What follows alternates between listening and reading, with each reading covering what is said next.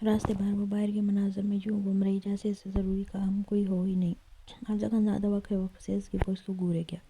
وہ پہلے کے مقابلے میں کافی بہتر حالت میں لگ رہی تھی۔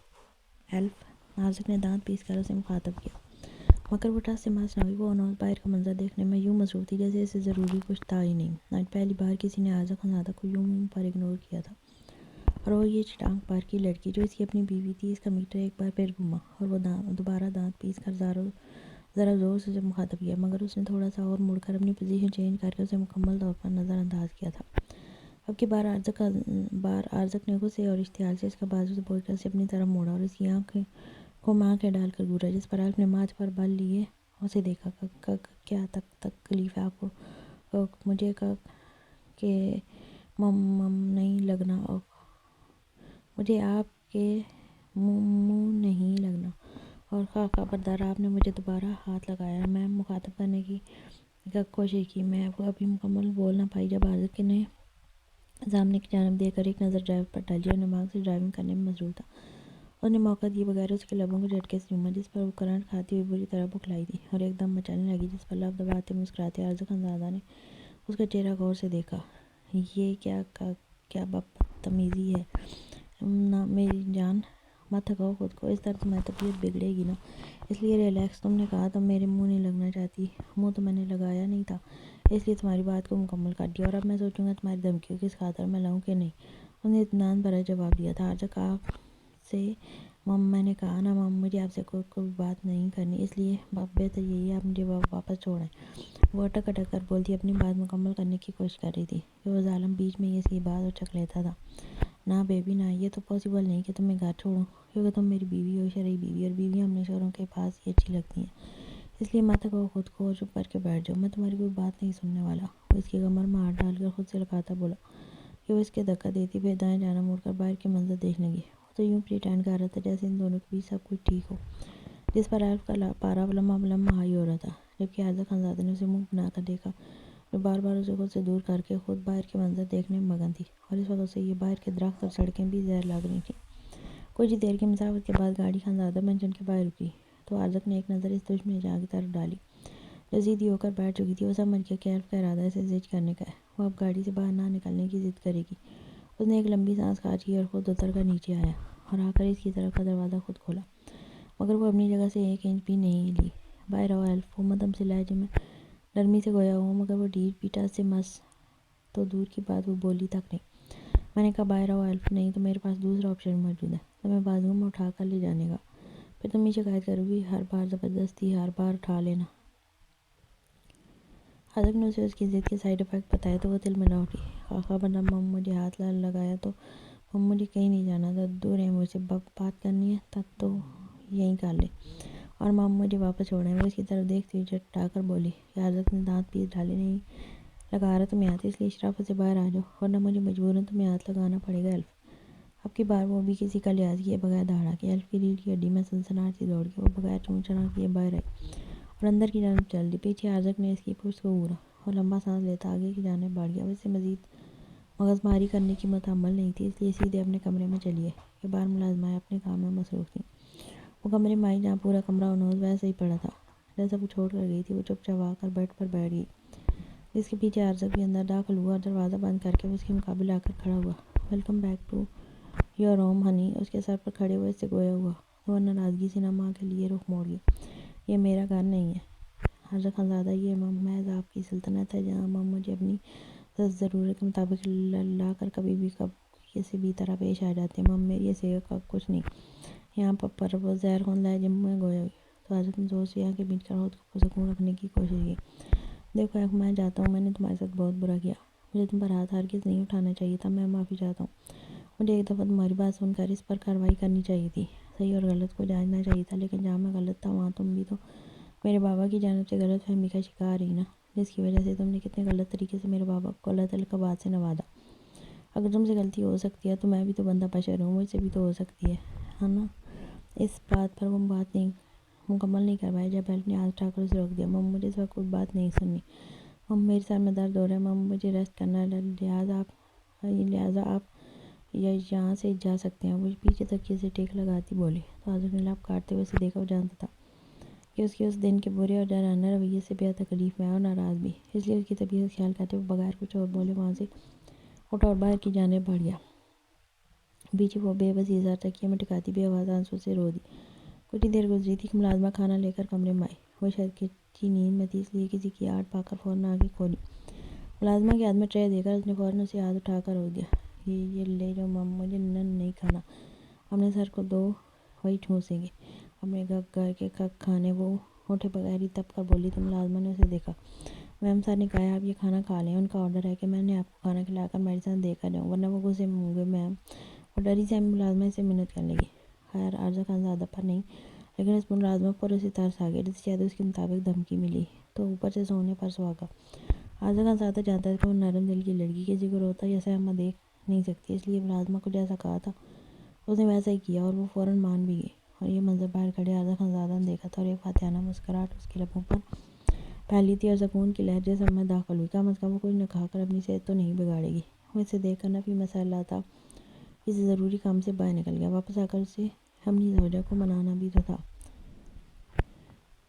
جب رحم کی آنکھ کھلی تو اس نے خود کو اپنے بیڈ روم کے نرم بستر پر پایا۔ شعور کی دنیا میں قدم رکھتے ہوئے اسے یاد آیا عرفہ اور انارہ کی کڈنیپنگ کے بعد رحم نے بے تحاشا خوفزدہ ہو کر ریحان دل شیر کو کال ملائی تھی۔ وہ حیات اور رحم بے اختیار ہوئی تھی اور پھر اپنے آگے کا عمل سوچتے رحم کو ٹھنڈے پسینے چھوٹنے لگے۔ ایک ایسے پاگلوں کی طرح وہ اس کے سینے میں چھپی تھی۔ تب اس نے چور سی نگاہیں گھما کر دیکھا، مگر وہ نرم کمبل میں اکیلی تھی، کمرے میں وہ موجود نہیں تھا۔ رحم نے اس کی غیر موجودگی کی وجہ سے سکھ کا سانس لیا۔ وہ جلدی سے اپنے بستر سے نکلی اور سر پر دوپٹہ اچھے سے اوڑھ کر پاؤں میں چپل ہٹی اور کمرے سے باہر نکل آئی۔ سیڑھیاں اتر کر سیڑھی تیزی سے نیچے اتری۔ بڑا سا لاؤنج سناٹے سے سائیں سائیں کھا رہا تھا۔ منچن میں کوئی بھی تو موجود نہیں تھا۔ رحم پر اس تنہائی اور سناٹے کی وجہ سے مزید گھبراہٹ طاری ہوئی، مگر پھر کچن سے نکلتی فراپی کو دیکھتے اس نے سکھ کا سانس لیا۔ وہ بھاگ کر فرح تک آئی تھی۔ کیا بات ہے رحم بی بی، آپ اتنی پریشان کیوں ہیں؟ وہ فراپی، الف آپی اور انارہ بھابی وہ کڈنیپ گھبراہٹ کے مارے اس سے بات مکمل نہیں ہو پائی تھی، مگر فاورہ سامنے سے مسکرائی تھی۔ ایسا کچھ نہیں ہے رحم بی بی، الف بی بی اپنے شوہر کے پاس ہے، انہیں وہ لے کر گئے ہیں اور انارہ بی بی بالکل ٹھیک ہے، انہیں برہان سر صحیح سلامت منچن واپس لا رہے ہیں۔ مجھے ایان بابا نے کہا تھا کہ آپ کو بتا دوں اور کہوں کہ آپ پریشان مت ہوں، وہ ضروری کام سے باہر گئے ہیں، کچھ دیر تک لوٹ آئیں گے۔ فرح کی بات پر رحم نے سکھ کا سانس لیا تھا۔ سچ میں الف بی بی اور انارہ بھابی بالکل ٹھیک ہے نا؟ رحم نے اپنی تسلی کرنی چاہی تو فرح نے مسکرا کر اس بات میں سر لایا۔ فرح ابھی مجھے بھوک لگی ہے، کچھ کھانے کو دے دیں۔ چلیں، وہ اس لیے کچن کی جانب بڑھی تبھی لاؤنج کا صدر دروازہ ہلکے سے کھٹکھٹا کر صدر دروازے کا سیکورٹی گارڈ بخش بابا اندر داخل ہوئے تھے۔ فرح بیٹی، باہر چھوٹی مالکن سے کوئی صاحب ملنے آئے ہیں، کہتے ہیں ضروری کام ہے۔ بخش بابا کے اطلاع پر رحم کا چہرہ کھل گیا تھا۔ کیا بابا آئے ہیں؟ اس نے آگے بڑھ پوچھا۔ نہیں، نعمان علی کو تو میں جانتا ہوں بیٹی، اگر وہ آتا تو اسے سیدھا آپ کے پاس لے کر آتا۔ کوئی اور صاحب ہیں، ارمان اکبر نام ہے، کہتے ہیں ضروری بات کرنی ہے آپ سے، میں نے گیسٹ روم میں بٹھایا، بخش بابا نے بتایا تو رحم نے اس نام پر دم سا ساتھ دیا۔ ارمان اب اس سے کیوں ملنا چاہتا تھا سمجھ نہیں۔ ٹھیک ہے آپ چلیں، میں آتی ہوں، رحم نے سادگی سے کہا۔ دوپٹہ اچھے سے درست کر کے لاؤنج کے بیرونی جانب بنے گیسٹ روم میں آئی۔ اس نے ایک نظر یوسف پر بیٹھ شخص کی جانب دیکھا تھا، پہلی نظر میں اسے پہچان لی۔ یہ ولی اکبر کے ساتھ وہ نکاح سے ایک دن پہلے ان سے ملنے آیا تھا، جو جینز کی پینٹ کے اوپر گرین ٹی شرٹ اور بلیک لیدر جیکٹ میں ملبوس تھا۔ جس نے اس کی جانب دیکھا اور پھر اس کی آمد پر کھڑے ہوتے اس پر سے اپنی نگاہ ہٹانا ضروری نہیں سمجھا تھا۔ السلام علیکم، کیسی ہیں آپ؟ ارمان نے اسے گہری نگاہوں سے دیکھتے سلام کیا تھا۔ وعلیکم السلام، میں ٹھیک ہوں، آپ کیسے ہیں؟ رحم اس کی نگاہوں سے کنفیوز ہوئی تھی، جو سادہ سی نیلی فراک پجامے اور ہم رنگ دوپٹے میں سادگی میں بھی باکمال تھی۔ میں بھی ٹھیک ہوں، آپ کھڑی کیوں ہیں؟ بیٹھیں پلیز، ارمان نے اسے کہا تو اس نے اونک بنے اس کی جانب دیکھا اور پھر شرمندہ سی ہو کر ٹیبل کے پار اس کے سامنے صوفے پر ٹک سی گئی۔ ابھی بیٹھیں پلیز، رحم نے کہا تو اس کے سامنے بیٹھ گیا۔ مجھے آپ کی آمد کا مقصد سمجھ میں نہیں آیا۔ آپ نے کہا کوئی ضروری بات ہے۔ وہ خود کو کمپوز کر چکی تھی، اس لیے اب لہجے میں اعتماد آ رہا ہے، لیکن اس کے باوجود سامنے والے کے لبوں پر مچلتی تلخ ترین مسکراہٹ دیکھ رحم کے چہرے کا رنگ پھیکا پڑ چکا تھا۔ تعجب کی بات ہے نا رحم نعمان علی، اتنا سب کچھ کرنے کے باوجود یوں کسی کے لیے انجان بن جانا۔ آپ میری مجرم ہے رحم نعمان علی، میرے ارمانوں کا قتل کیا ہے آپ نے، آپ ایک قاتلہ ہیں۔ میں صرف آپ سے یہ سوال پوچھنا چاہتا ہوں، اگر آپ کسی اور میں انوالو تھیں، مجھ سے شادی نہیں کرنا چاہتی تھیں، یا مجھ میں کوئی انٹرسٹ ہی نہیں تھا، تو آخر وہ سب تماشا کرنے کی ضرورت ہی کیا تھی؟ ارمان علی کے تلخ کڑوے الفاظ سن کر رحم کے گلے میں پھندا سا اٹک گیا تھا۔ اگر زندگی کون کون سے مرحلے پر کس کس کے سامنے رسوا ہونا تھا اسے سمجھ نہ آیا، لیکن پھر مجھے بعد میں پتہ چلا، میں تو خوشیوں کی بارات لے کر آیا تھا، مگر خالی ہاتھ لوٹا دیا گیا، اس لیے مجھے سکون نہیں آیا تو میں اس سے بات کی تہہ تک گیا۔ میں آپ کے محلے میں گیا تھا، پھر یونیورسٹی میں، اور پھر آخر مجھے اس بات کا ادراک ہوا کہ وہ شخص آپ کو کافی سارا بدنام کر چکا ہے۔ اگر آپ نعمان انکل کی بیٹی ریحم نعمان علی نہ ہوتی اور میں پرسنلی آپ کو نہ جانتا ہوتا، جو لوگ آپ کے بارے میں غلط باتیں کرتے ہیں ان پر یقین کر لیتا، مگر اب میں چیزیں جانتا ہوں۔ آپ کی ہر تکلیف کا ذمہ دار وہ شخص ہے جو بدقسمتی سے آپ پر بے جا حق جمائے بیٹھا ہے۔ اس نے آپ کو اپنی انا کا مسئلہ بنا لیا اور آپ کی عزت بے عزتی کی پرواہ کیے بغیر صرف اپنے بارے میں سوچا۔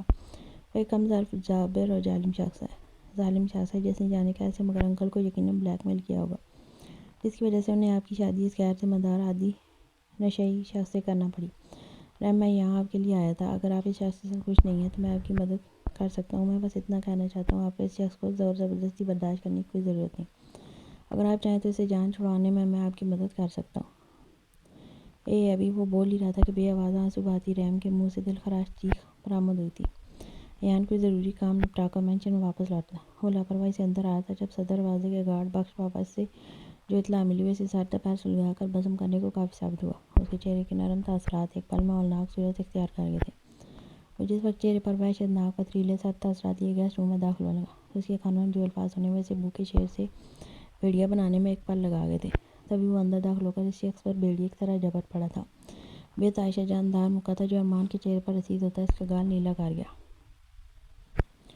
یوں تمہاری ہمت کیسے ہوئی میری بیوی کو ایسی گھٹیا ترین آفرز کرتے ہوئے؟ میں جان لے لوں گا تمہاری۔ میرے بارے میں تم جانتے ہی کیا ہو جو میری بیوی کو میرے خلاف بھڑکا رہے ہو؟ ہاؤ ڈیئر یو، آئی ول کل یو باسٹرڈ۔ ایان نے ارمان کو دھونکا تھا۔ رحم کی چیخیں بلند تر ہوتی گئیں جو پھٹے پھٹے نگاہوں سے اس کا یہ جنگلی روپ دیکھ رہی تھی۔ آخر سرحد سے اٹھ کر ایان کا باز پوچھا، یہ کیا جنگلی پن ہے ایان؟ کسی گیسٹ کے ساتھ یہ سلوک کرتے ہیں؟ چھوڑیں انہیں۔ میں نے کہا چھوڑیں انہیں۔ رحم نے اسے بپھرے ہوا کا ہاتھ روکنے کی کوشش کی۔ سب کی آنت اور شرمندگی کے احساس نے رحم کو ادمرہ کر دیا تھا۔ کیوں؟ سچ کڑوا لگا ایان دلچیر، یہی تو تم ہو جو میں نے بیان کیا، سچائی سے منہ کیوں پھیرتے ہو؟ ارمان نے اس کا وار روکتے عکارت سے کہا تھا۔ تب ایان پھر سے اس سے جھپٹ پڑا۔ ایان اسٹاپ دس، بس کریں، میں نے کہا چھوڑ دیں انہیں۔ وہ چلائے گی مگر اس کے سر پر تو جانے کون سا جنون سوار تھا۔ تب سیکورٹی گارڈ تیزی سے اندر آئے تھے اور ارمان کو اس سے بمشکل چھڑا کر اتنی تیزی سے باہر لے گئے۔ ایان گہرے گہرے سانس بھرنے لگا جب رحم ہاتھوں میں چہرہ چھپا کر پھوٹ پھوٹ کر روتے ہوئے وہیں سے اٹھ کر ڈائر سے گئی۔ ایان نے لال ببو کا چہرہ لیے اپنے بال مٹھیوں میں جکڑے اور اپنے لب بری طرح اپنے دانتوں تلے کچلے۔ ایک خون کا نگاہ سے ہچکیاں کھاتے نازک وجود پر ڈالی اور پل میں بھوکے شیر کی مانند اس پر جھپٹا تھا۔ اسے دونوں بازوؤں سے دبوچ کر اپنے روبرو کھڑا کیا۔ گرفت اس قدر سخت اور خود جیتی کہ رحم تڑپ اٹھی اور منہ سے سسکی سی برآمد ہوئی۔ ہاؤ ڈیئر یو رحم، ایان دلچیر، تم نے اسے مینشن میں آنے کی اجازت کیسے دی؟ اور پھر یہاں گیسٹ روم میں اس سے ملنے کیوں آئیں؟ کیوں سنی اس کی یہ بکواس؟ کیوں آئیں اس کے سامنے؟ کس کی پرمیشن سے؟ ہاؤ ڈیئر یو، وہ اللہ کے بل دھاڑا تھا اور اس کی باتیں رحم کو طیش و اشتعال کے مارے پاگل ہو گئی تھیں۔ تبھی اپنی پوری طاقت لگا کر اس کے سینے پر ہاتھ جماتے اسے گود سے دور دھکیلا اور خود اندر کی جانب بھاگ گئی۔ ایان نے اس کا منہ گوشے پر اپنے جبڑے بھینچے اور بال مٹھیوں میں دبائے تھے۔ وہ جس قدر وہ سہمت تھا اسے لگا وہ یہیں رہے گا یا اس کا سامنا کرے گا تو کچھ غلط ہی نہ کر بیٹھے۔ تبھی وہ لمبے لمبے ڈاک برتن منشن سے پھر سے باہر نکل گیا تھا۔ رحم اپنے کمرے میں جانے کی بجائے الف کے کمرے میں آ کر صوفے پر بیٹھی اور پھوٹ پھوٹ کر رو دی۔ اس افاق شخص کے بہت سے غیر بوجھے الفاظ پھر سے کانوں میں گونج کر اس کی ہستی کو ریزہ ریزہ کرنے لگے۔ لیکن میں تم سے محبت نہیں کرنا، نہ ہی تم سے نکاح کروں گا۔ دراصل میری ذاتی نوکر کی بیٹی ہو کر بھی اکڑ بہت تھی تم میں، جو میں توڑنا چاہتا تھا۔ میں نے اپنے دوست ذہن سے بیٹ لگائی تھی کہ تمہیں اپنے سامنے گھٹنے ٹیکنے پر مجبور کروں گا، جھکا دوں گا تمہیں بھی۔ تو دیکھو تمہیں جھکانا میرے لیے کتنا آسان تھا اور تمہاری غرور اور اکڑ کی بس یہ اوقات تھی کہ بغیر کسی رشتے کے تم اس وقت میرے بیڈ روم میں موجود ہو۔ گاڑی دلشیر مینشن کے پورچ میں رکی اور اس وقت رات کے 10 بج چکے تھے۔ مانا نے یہ وقت اپنے فارم ہاؤس میں گزارا تھا۔ وہیں پر ڈاکٹر کو بلا کر انارا کا چیک اپ کروایا تو ڈاکٹر نے اسے سکون آور دوا دے کر سلائے رکھنے کو ترجیح دی تھی تاکہ وہ اٹھے تو ذہنی طور پر کچھ پرسکون ہو سکے۔ چہرے پر گمبھیر سنجیدگی طاری کیے باران ڈرائیونگ سیٹ سے نکل گاڑی کی دوسری جانب آیا اور فرنٹ ڈور کھول کر دوپٹے میں لپٹے بے ہوش نازک وجود کو پھر سے احتیاط سے بم بھر کر اندر داخل ہوا تھا۔ وہ لاؤنج میں داخل ہوا تو فرح جو کچن سے نکل رہی تھی انارا کو باران کی باہوں میں بے ہوش دیکھ اس کی جانب بڑھنے لگی، لیکن پھر اچانک رک جانا پڑا کہ باران دلشیر نے اسے تنبیہ کرتی ایسی نگاہوں سے دیکھا کہ اگر وہ اپنی جگہ پر نہ رکی تو ان نگاہوں کی بھڑکتے الاؤ کی لپک سے وہ جل کر خاکستر ہو جائے گی۔ باران دلشیر سارد و سپاٹ چہرہ اور وہی پراسرار خاموشی لیے انارا کو لیے اپنے کمرے میں آیا، اسے نرمی سے بیڈ پر لٹایا، خود ڈریسنگ میں جا کر اپنی سادہ سی ٹی شرٹ پہن کر آیا۔ کارڈ بیڈ کے قریب رکھ کر اس پر بیٹھ گیا۔ اب اس کے ہاتھ میں ایک آئنٹمنٹ بھی تھی۔ باران نے وہ آئنٹمنٹ نرمی سے شرٹ ہٹا کر اس کے پہلو کی خراشوں پر لگائی اور اس کے سامنے بیٹھ کر اس کے ہوش میں آنے کا انتظار کرنے لگا۔ باران کی آنکھوں سے وحشت سی ٹپک رہی تھی، کاش وہ خود کو اس کی آنکھوں سے بہت دور کر سکتا۔ در پردہ جس کی ہر تکلیف دکھ اذیت کا سبب بنا تھا وہ کتنی تکلیف میں رہی تھی، سچائی اتنی ہولناک تھی جس کا ادراک ہوتے ہوئے اسے مزید دور ہوتا چلا گیا تھا۔ جب اسے پچھلی مرتبہ وہ زریمان سے ملنے گیا اور اس سے انارا کا پوچھا تو وہ واپسی پر ریشما نے اسے ایک اشارہ کیا تھا۔ تب اس نے ریشما سے خفیہ ملاقات کی تو اسے پتہ چلا زریمان نے اسے جھوٹ بولا، اور صرف ایک نہیں کئی جھوٹ بولے۔ وہ اپنی ماں کا قتل تک کر چکی تھی۔ تب بہران کو اس حقیقت کا بھی علم ہوا کہ اس کے پیروں تلے زمین سے رک گئی، مگر پھر بھی وہ خود کو اس سے جدا نہیں کر پایا تھا۔ وہ اپنی خیالوں میں گم تھا، اور یہ شاید اس کی نگاہوں کی تپش کا نتیجہ تھا۔ جب انارا کنودگی میں قسمت آنے لگی، اس کے چہرے پر گہری اذیت اور ایک خوف تھا۔ وہ عجیب طرح سے مزاح مستی کرتی ہیٹ مٹھیوں میں دبوچنے لگی۔ تبھی اس نے ہڑبڑا کر اپنی آنکھیں کھولی تھی، شعور کی دنیا میں قدم رکھتے ہوئے قراری سے آس پاس نگاہیں لڑائیں، اور اس کا ادراک ہوتے ہی کہ اس وقت اپنے کمرے میں اپنے بستر پر ہے۔ چہرے کے تاثرات فوراً پرسکون ہونے لگے۔ بہران دل چہرے پہ تاثر چہرہ لیے اسے دیکھے گیا۔ اس نے نگاہیں اٹھا کر دیکھا، سامنے بیٹھ شخص کو خود کو گہری نگاہوں سے تکتے پایا۔ اینجل باری گلابی نازک لبوں سے بے آواز سی سرگوشی نکلی۔ انارا نے جھٹکے سے اٹھنا چاہا، مگر پھر اسے احساس ہوا اس کے جسم پر اس کی خود کی قمیض موجود نہیں۔ اس شخص کی شرٹ میں اور پہلو میں خراشوں پر جلن کی بجائے ٹھنڈک سی محسوس ہوئی تھی۔ وہ جانتی تھی اس شخص کے ہوتے ہوئے کوئی اس کے بال تک کو نہیں چھو سکتا، اس لیے اپنی پچھلی غلط فہمیوں اور زریمان کے دکھ پر وہ دوبارہ تکیے پر ڈیر ہوتی بلک بلک کر رونے لگی۔ انارا وہ اٹھ کر بیٹھ پر اس کے پہلو میں بیٹھا، سرخ چہرہ اور آنکھوں سے جیسے لہو سا ٹپک رہا تھا۔ کچھ نہیں ہوا ہے پنک ریبٹ، تم بالکل سیف ہو، ڈونٹ بی پینک۔ بہران نے اس کے دونوں ہاتھ تھام کے اسے کھینچ کر اپنے کشادہ سینے میں بھیجا۔ اس کی پشت نرمی سے تھپتھپاتے سنجیدگی مگر نرمی سے کہا تھا، اینجل اب باری اور زریمان نے جھوٹ تو کا وہ گندی توڑ پھوڑ کر الفاظ ادا کرتی وہ مزید اس کے سینے میں گھستی خود پر بیتی اذیت اپنے اینجل باری کو بتانا چاہتی تھی۔ میں سب جانتا ہوں پنک ریبٹ، خود کو مت تھکاؤ۔ بہران نے مزید اسے خود میں سمیٹا۔ وہ بڑی دیر تک اس کے سینے میں چہرہ چھپائے رو رو کر اپنا آرام غلط کرتی رہی اور اس کی شرٹ اپنے آنسوؤں سے بھگوتی رہی۔ بہران چاہتا تھا وہ اپنا چہرہ کو باہر نکال دے، اس لیے اسے اپنی باہوں میں ٹوٹ کر بکھرنے دیا، مگر پھر جب زیادہ دیر ہوئی تو بہران سینے سے اس کا گلابی پنک چہرہ نکال کر اس کے آنسو صاف کیے۔ اب بس کرو پنک ریبٹ، میں نے اسے اس کے حرکیے کی سزا دے دی ہے، اب وہ کبھی ہماری زندگی میں انٹرفیئر نہیں کر پائے گی۔ وہ ہمیشہ ہمیشہ کے لیے یہاں سے دور چلی گئی ہے، جہاں سے واپسی ناممکن ہے۔ بہران نے اس کی بھیگی سرخ آنکھوں میں جھانکتے کہا تھا، اب انارا کو اس ظالم عورت کے کچھ اور جان غسل الفاظ یاد ہے۔ بہران اس نے کہا، میرے ساتھ جس نے، وہ کہتے کہتے اپنی آنکھ اور لب دونوں مین کی، جیسے یہ الفاظ ادا کرتے جانے کتنی تکلیف ہوئی ہو۔ تبھی گہر گہر سانس بننے لگی۔ میرے ساتھ کل وہ آپ تھے۔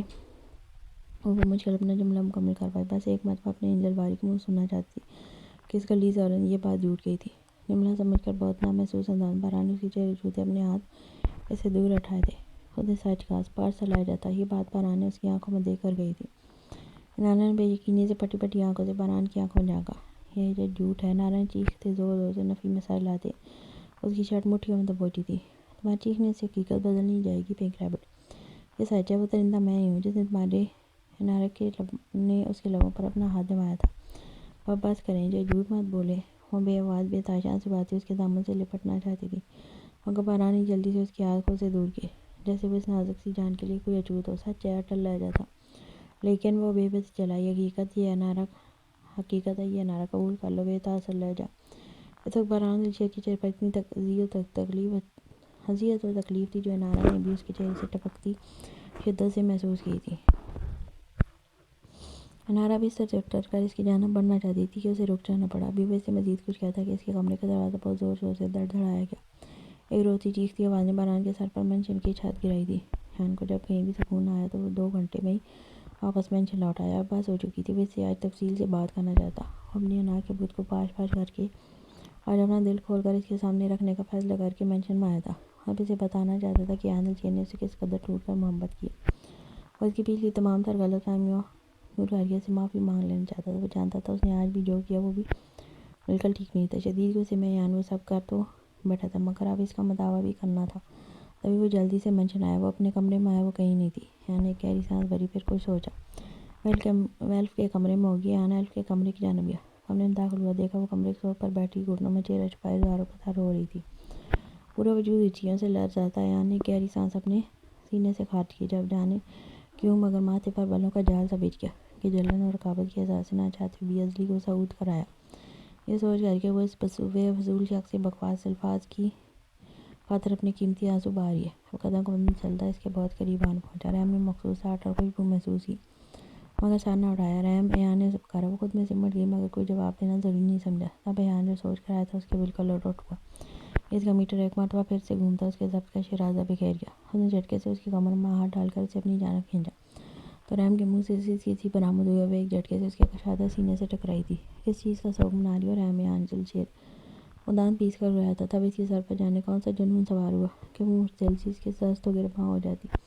وہ اس پر جھپٹی اور اس کی جیکٹ کا کالر اپنی مٹھیوں میں دبوچ لیا۔ اپنی بربادی کا سوگ منا رہی ہوں میں یا آنچل شیر؟ آپ کا میری زندگی میں ہونے کا ہے یہ سوگ، آپ سے جڑے ہوئے اس کوکھلے بے نام رشتے کا جو صرف ایک شرط کی بنیاد پر ٹکا ہے، پوری شہر میں اپنی جگہ سائی اور بدنامی کا۔ یہ مادام آپ کی وجہ سے مجھے بد کردار کا خطاب ملا، یا تو آپ مجھے آج بتا دیں آپ نے اپنے ڈرائیور کی بیٹی کو کیوں اپنایا، محض کھلونا سمجھ کر کیوں برباد کیا آپ نے میری زندگی؟ آپ کی زندگی ایسی گزری، آپ کے رشتے ایسے تھے، آپ کی ماں آپ کو چھوڑ کر چلی گئی، تو بتائیے اس میں میرا کیا قصور تھا؟ آپ کو دنیا کی ہر لڑکی بد کردار لگتی تھی، تو آپ نے مجھے کیوں بدنام کیا، کیوں کیا مجھے برباد، کیوں کھیلنا چاہتے ہیں مجھ سے؟ آخر مجھے چھوڑ کیوں نہیں دیتے؟ میں نفرت کرتی ہوں آپ سے، صرف اور صرف نفرت۔ چلیں آج یہ آخری ناٹک، آخری ڈرامہ بھی ختم کرتے ہیں۔ آج میں آپ کو نہیں رکھوں گی، جتنا چاہیں مجھے نوچ لیں، رون دیں مجھے، مگر اپنی یہ بھی شرط پوری کر کے میری جان چھوڑ دیں۔ میری طرف سے باہر میں جائیں یا مر جائیں، مجھے فرق نہیں پڑتا۔ اگر یہ نہیں ہوتا تو مجھے مار ڈالیں۔ وہ بات کرتے اور چلاتے اسے اب ہانپنے لگی تھی۔ یہ الفاظ نہیں تھے، پگھلا ہوا سیسا تھا جو رحم نے جیسے اس کے کانوں میں اونڈیلا تھا۔ اس وقت ایان کی وحشت زدہ سرخ آنکھوں میں اس قدر بے یقینی اور خوف تھا کہ ایک مرتبہ تو رحم جو اس کے جواب کی منتظر تھی وہ بھی چکر جا کے اس کا سفید پڑتا چہرہ دیکھ اپنی جگہ پر سہم سی گئی تھی۔ ایان نے ایک جھٹکے سے اسے اپنی گرفت سے آزاد کیا تھا۔ رحم نے بھیگی سرخ سہمی آنکھیں اس پر جمائے رکھیں۔ اس لگا اس کے جارحانہ رد عمل کے طور پر آج پھر ایک سناٹے دار تماچا اسے پڑنے والا تھا، مگر پھر رحم کی نگاہ اس کے قدموں پر پڑی جو وہ آج کسی سے دور اور پیچھے لینے لگا۔ رحم کے دل نے گویا دھڑکنے سے انکار کیا تھا۔ وہ اچھے سے جانتی تھی آج اس نے اپنے الفاظ سے حد پار کر دی ہے، اس شخص کی جس نے اسے عزت سے اپنایا، بے تاشر تذلیل کر دی ہے، جس کا ادراک اسے بولنے کے بعد ابھی ہوا۔ اس نے رحم میں بے یقینی سے اپنے لبوں پر ہاتھ جمایا، پھر وہ ایک جھٹکے سے اس کے کمرے سے نکلتا چلا گیا۔ وہ کمرے میں آیا تو لگتا تھا دماغ کی نسیں جو خود سے شدت سے پھول چکی تھی پھٹ پڑیں گی۔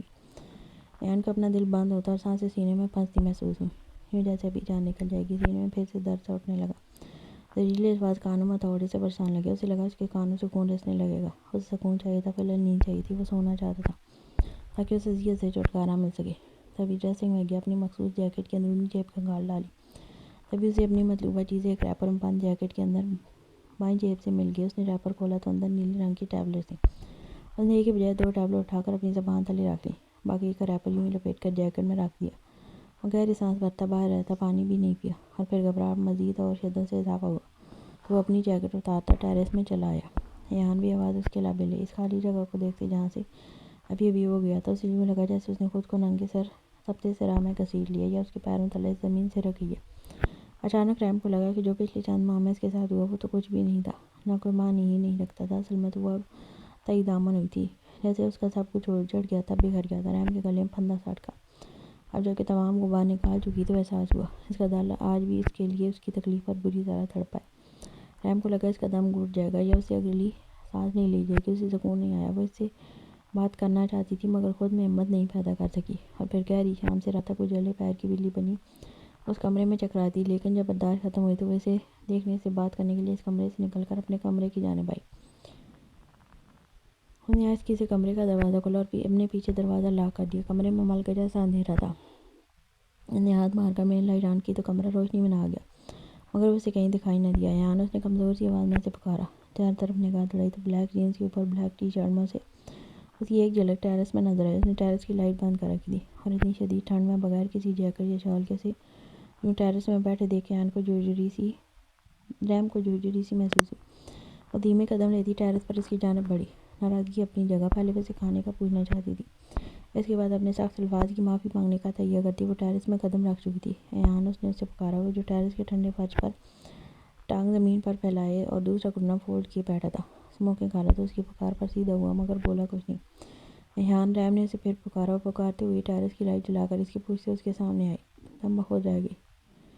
رحم کو لگا پورا منظر اس کی آنکھوں کے سامنے گم سا گیا ہے، یا آسمان سر پر آن گرا ہے، یا اس کی کسی نے جان نکال لی ہے۔ پل میں اس کا پورا وجود کسی سوکھے پتے کی طرح لرز گیا تھا۔ ایان، یہ کیا ہوا آپ کو؟ کیا کیا آپ نے اپنے ساتھ؟ وہ بے نام کی مچھلی بنی تڑپتی زمین پر 2 زانو بیٹھ کر اس کے چہرے پر جھکی تھی کہ اس کے ایک ہاتھ میں سگریٹ تھی اور دوسرے ہاتھ میں خون سے سنا ہوا ٹاول۔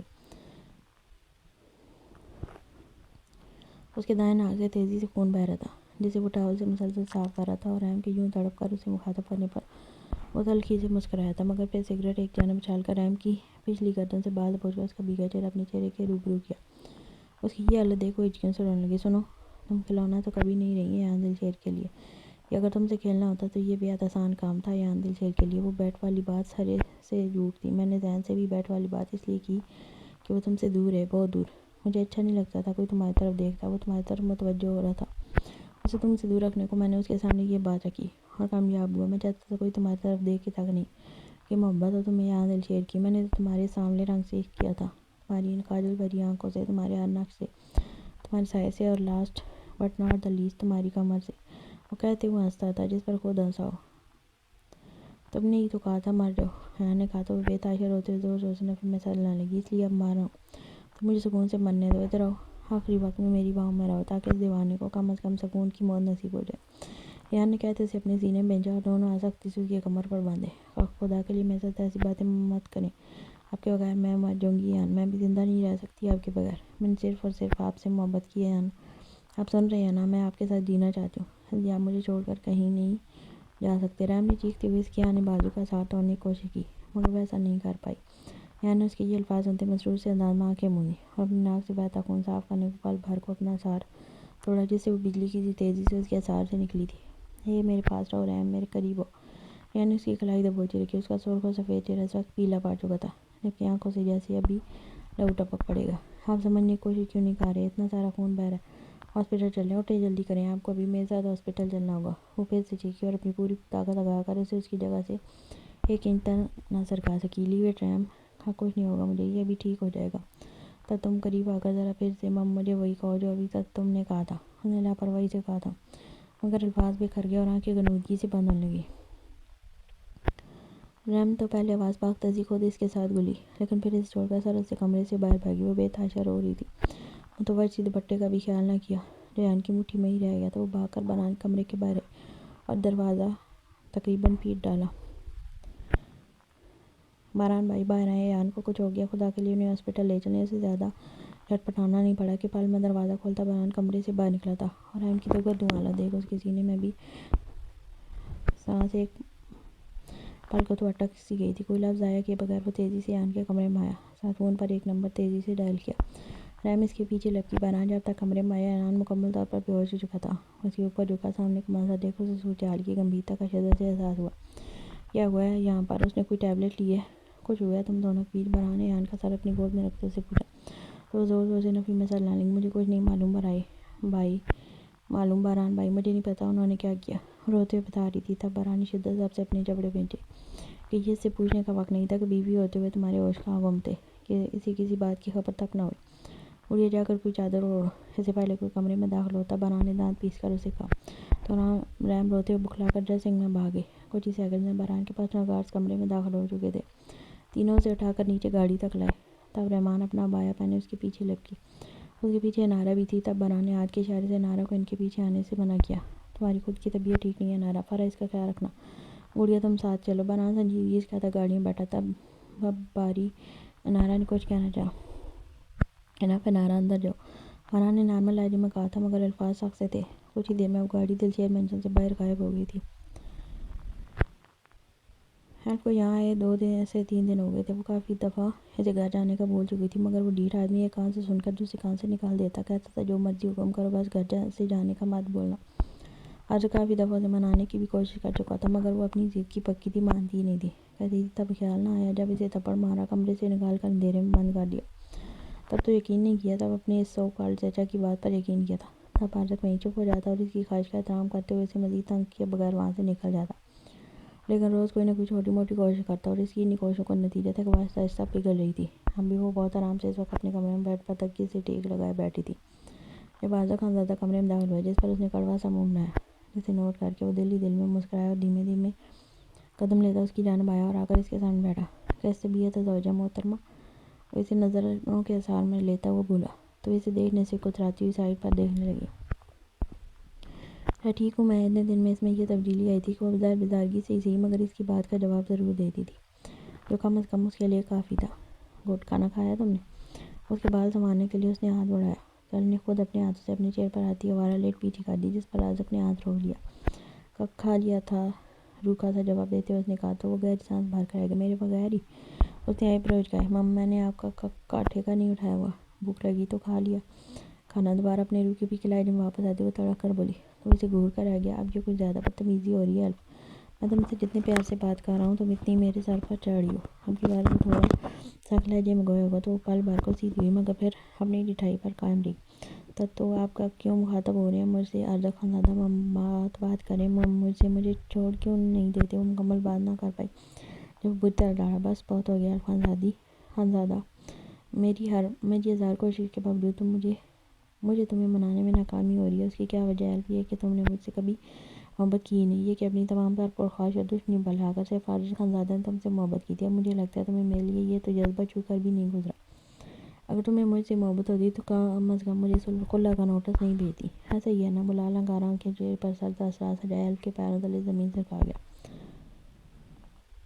تم ماضی میں بظاہر میرے جانی دشمن کی بہن تھی الف، میں چاہتا تو تمہیں کسی قسم کا بھی نقصان پہنچا سکتا تھا، مگر میں ایسا کچھ بھی نہیں کر پایا۔ جانتی ہو کیوں؟ کیوں کہ جب مجھے پتہ چلا کہ تم نے بھی بالکل میری طرح اپنی پوری زندگی تنہا محرومیوں میں گزاری ہے، تب مجھے بھی تم میں اور اپنے میں کوئی فرق محسوس ہی نہیں ہوا، اور اسی وجہ سے میں نے پوری عزت سے تمہیں اپنے وجود کا حصہ بنا لیا۔ تمہیں تمہارے اپنوں نے کسی مسلط کے تحت خود سے دور کر دیا تو مجھے میرے اپنوں نے ہی آستین کا سانپ بن کر ڈسا۔ ہم دونوں بالکل ایک جیسے تھے، اس لیے میں تمہاری جانب کھینچا چلا آیا۔ میں نے اپنی ساری زندگی جھوٹ کو سچ اور سچ کو جھوٹ جان کر گزاری۔ میں کتنی تکلیف اور درد میں تھا، ہر احساس سے عاری، ہر رشتے سے محروم، اس لیے میں نے اپنی زندگی کا حاصل تمہیں بنایا الف خانزادہ۔ میں نے جو کیا وہ ناقابل تلافی ہے، لیکن کیا ضروری ہے کہ اسے تم بھی دہراؤ؟ تب مجھے حقیقت معلوم نہیں تھی، اس لیے اپنے بابا کے خلاف کچھ سن نہیں پایا، لیکن تم نے بھی تو اپنے بے گناہ مرے ہوئے باپ جیسے سسر پر غلط فہمی کی بنیاد پر تہمت باندھی۔ اس بات پر گلٹی ہو یا نہیں ہم خانزادہ، ہم عزت کے معاملات میں بہت پوزیسو ہوتے ہیں، ہمارے بڑے ہمارے لیے قابل احترام ہوتے ہیں، اور مجھ سے غلطی ہوئی کہ حقیقت جانے اور سوچے سمجھے بغیر میں نے تمہیں بہت کچھ بولا، تمہارے ساتھ زیادتی کی، مگر تلافی بھی تو کی ہے نا، اور کر بھی رہا ہوں۔ بار بار معافی ہے مانگی ہے تم سے بھی اور تمہارے بھائی سے بھی، مگر نہیں، تم تو اپنی ہی بے جا ضد پر اڑی ہو۔ تم پھر سے اپنی ضد، انا اور ہٹ درمی کی وجہ سے اپنی اور میرے بچے کی صحت کے ساتھ کھیل رہی ہو، اس لیے اب تمہیں ناراض رہنا ہے، رہو، اسی ایٹیٹیوڈ میں رہنا تو رہو، میں بھی تمہیں مخاطب نہیں کروں گا، یہی مرضی ہے تو یہی سے اب رہو ایسے ہی۔ وہ سرد مہری سے یہ سب کہتا بیڈ سے اٹکا، اس کا ایک ایک لفظ الف کے دل پر لگا تھا، اور کئی آنسو ٹوٹ کر گالوں پر گرے تھے۔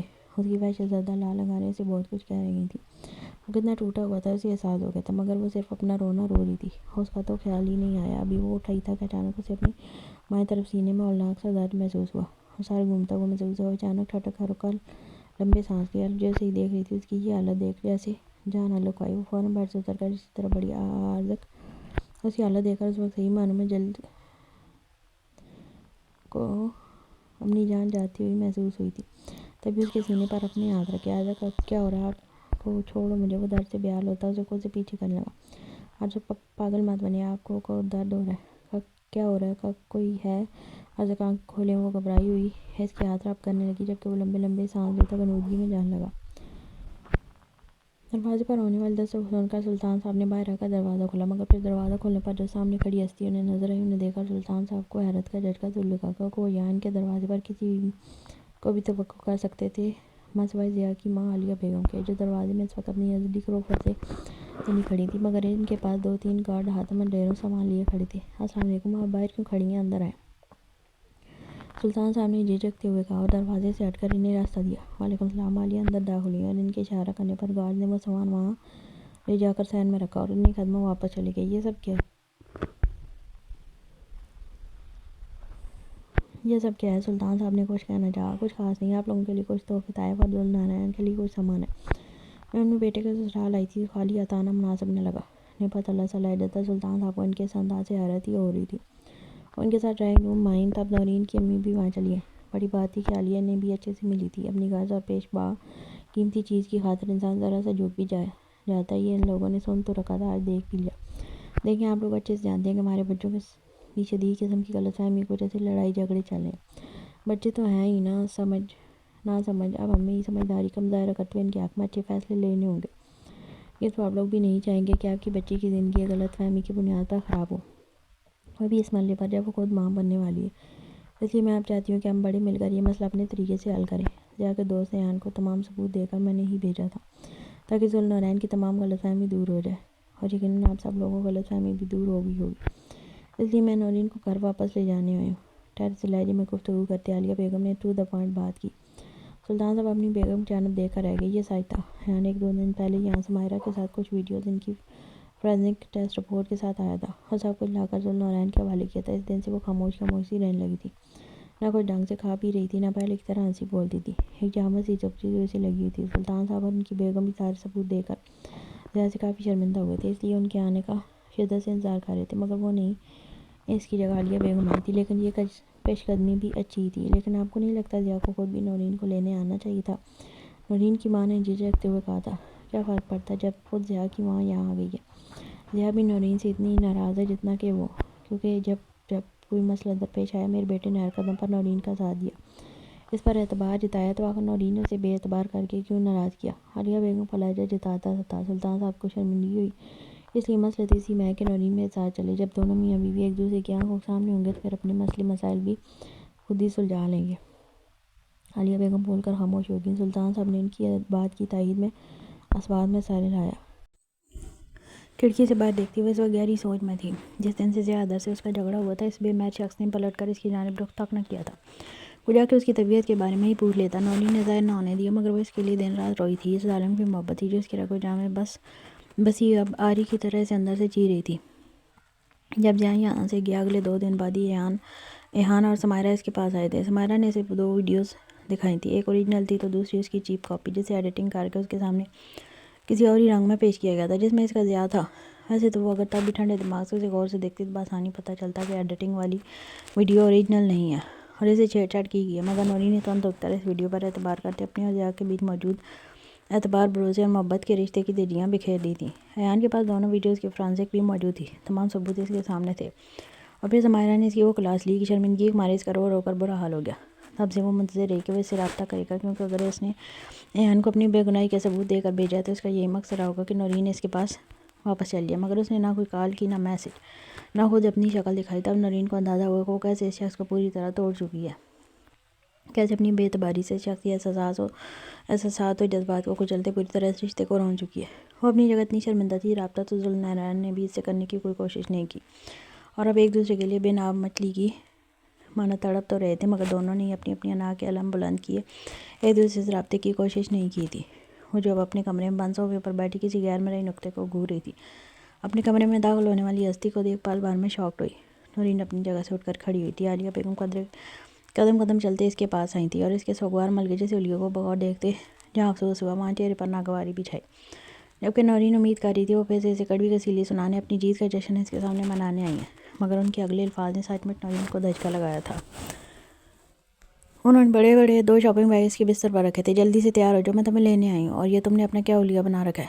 میرا بیٹا بھی ماشاءاللہ زندہ سلامت ہے، جس کی سہاگن ہو تم، اور اوپر سے اس کی اولاد کو اپنی کوکھ میں لیے پھر رہی ہو، تو تمہیں نہیں لگتا کہ تمہیں یوں سر جھاڑ منہ پھاڑ رہنے کی بجائے اپنی بہت زیادہ خیال رکھنا چاہیے کہ تمہاری پوری طرح ذمہ داری ہے تم اپنے شوہر کی ہونے والی اولاد کا پورا خیال رکھو، تمہاری وجہ سے اسے کوئی نقصان نہ ہو۔ عالیہ بیگم نے تل ملا کر سنجیدگی سے کہا۔ چہرے پر غصہ تھا، مگر آنکھوں میں پہلے والی نفرت و حقارت نہیں تھی۔ نورین مزید شرمندہ ہوئی تھی، مگر چہرہ بے تاثر رہا۔ کیا سچ میں نے ٹھیک سنا کہ آپ مجھے لینے آئی ہیں، جبکہ آپ ہی نے تو یہ ساری گیم کھیلی تھی مجھے اپنے بیٹے کی زندگی سے باہر نکال کر پھینکنے کی؟ نورین نے افسوس بھرے لہجے میں کہتے اندھیرے میں تیر چلایا جو ٹھیک نشانے پر جا کر لگا تھا۔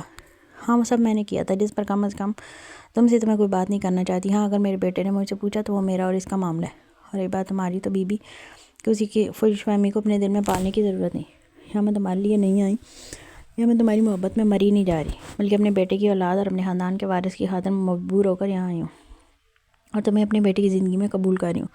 لیکن میرا ایسا کوئی نیک ارادہ نہیں تھا۔ عالیہ نے نوک منہ چڑھائی تو نورین نے اس کی جانب دیکھ کر رہ گئی۔ وہ جانتی تھی وہ اپنی عادت سے مجبور ہے اپنے وارث کے لیے صحیح، اگر وہ اسے قبول کر رہی ہیں تو آئندہ کوئی گھٹیا حرکت بھی سر انجام نہیں دیں گی۔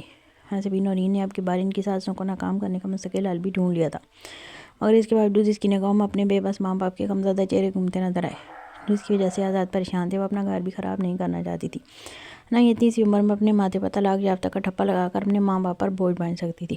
ان سب وجوہات سے پرے اس کے دل نے جو اس شخص کے لیے سے بغاوت کر رکھی تھی وہ الگ، جو امک امک کر اس بات کے ساتھ اور قربت کی تمنا کرنے لگا تھا۔ وہ ضیاء خود نہیں آئے آپ کے ساتھ؟ نورین نے نگاہیں چراتے جھجکتے ان سے پوچھا۔ عالیہ کی بیگم اس کی طرف گھور کر رہ گئیں. یوں میں آ گئی ہوں، اتنا ہی کافی ہے، باقی گھر چل کر اپنی شوہر سے بات چیت کر لینا، وہ تم دونوں کا آپس میں میٹر ہے. اب جلدی سے تیار ہو جاؤ، اپنا حلیہ درست کر کے باہر آؤ، اتنے میں تمہارے والدین کے پاس بیٹھتی ہوں. تمہاری ماں سے ڈاکٹر کی رپورٹس لے لوں، باقی اگلے چیک اپ تو کل سے میری دوست کے کلینک پر سٹارٹ ہوں گے. وہ لاپرواہی سے کہتی اب کمرے سے باہر چلی گئی تھی. نورین نے ایک گہری سانس اپنے اندر سے خارج کی. وہ جب تیار ہو کر باہر نکلی تو دیکھا اس کے ماں باپ کے چہرے پر گہری طمانینت اور سکون بھرا ہوا. عالیہ بیگم کے سامنے ٹیبل چائے اور کھانے کی پینے کی اشیاء سے بھرا ہوا ہے، جبکہ کھانے کے لیے انہوں نے صاف منع کر دیا تھا. اور پھر وہ عالیہ بیگم کے ساتھ گھر واپس چلی گئی تھی.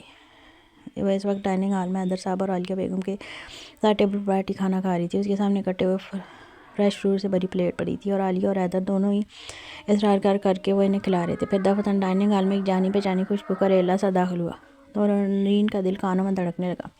انہوں نے سر اٹھا کر دیکھا تو وہ دشمن جہاں اپنی تمام تر وجاہت اور دلکشی سمیت ٹھیک اس کے سامنے تھا. یہ وہی لمحہ تھا جب ضیاء مصروف سے انداز میں موبائل میں کچھ دیکھتا باہر سے اندر داخل ہوا، مگر اگلا منظر دیکھ کر ٹھٹک کر اپنی جگہ پر رکا تھا.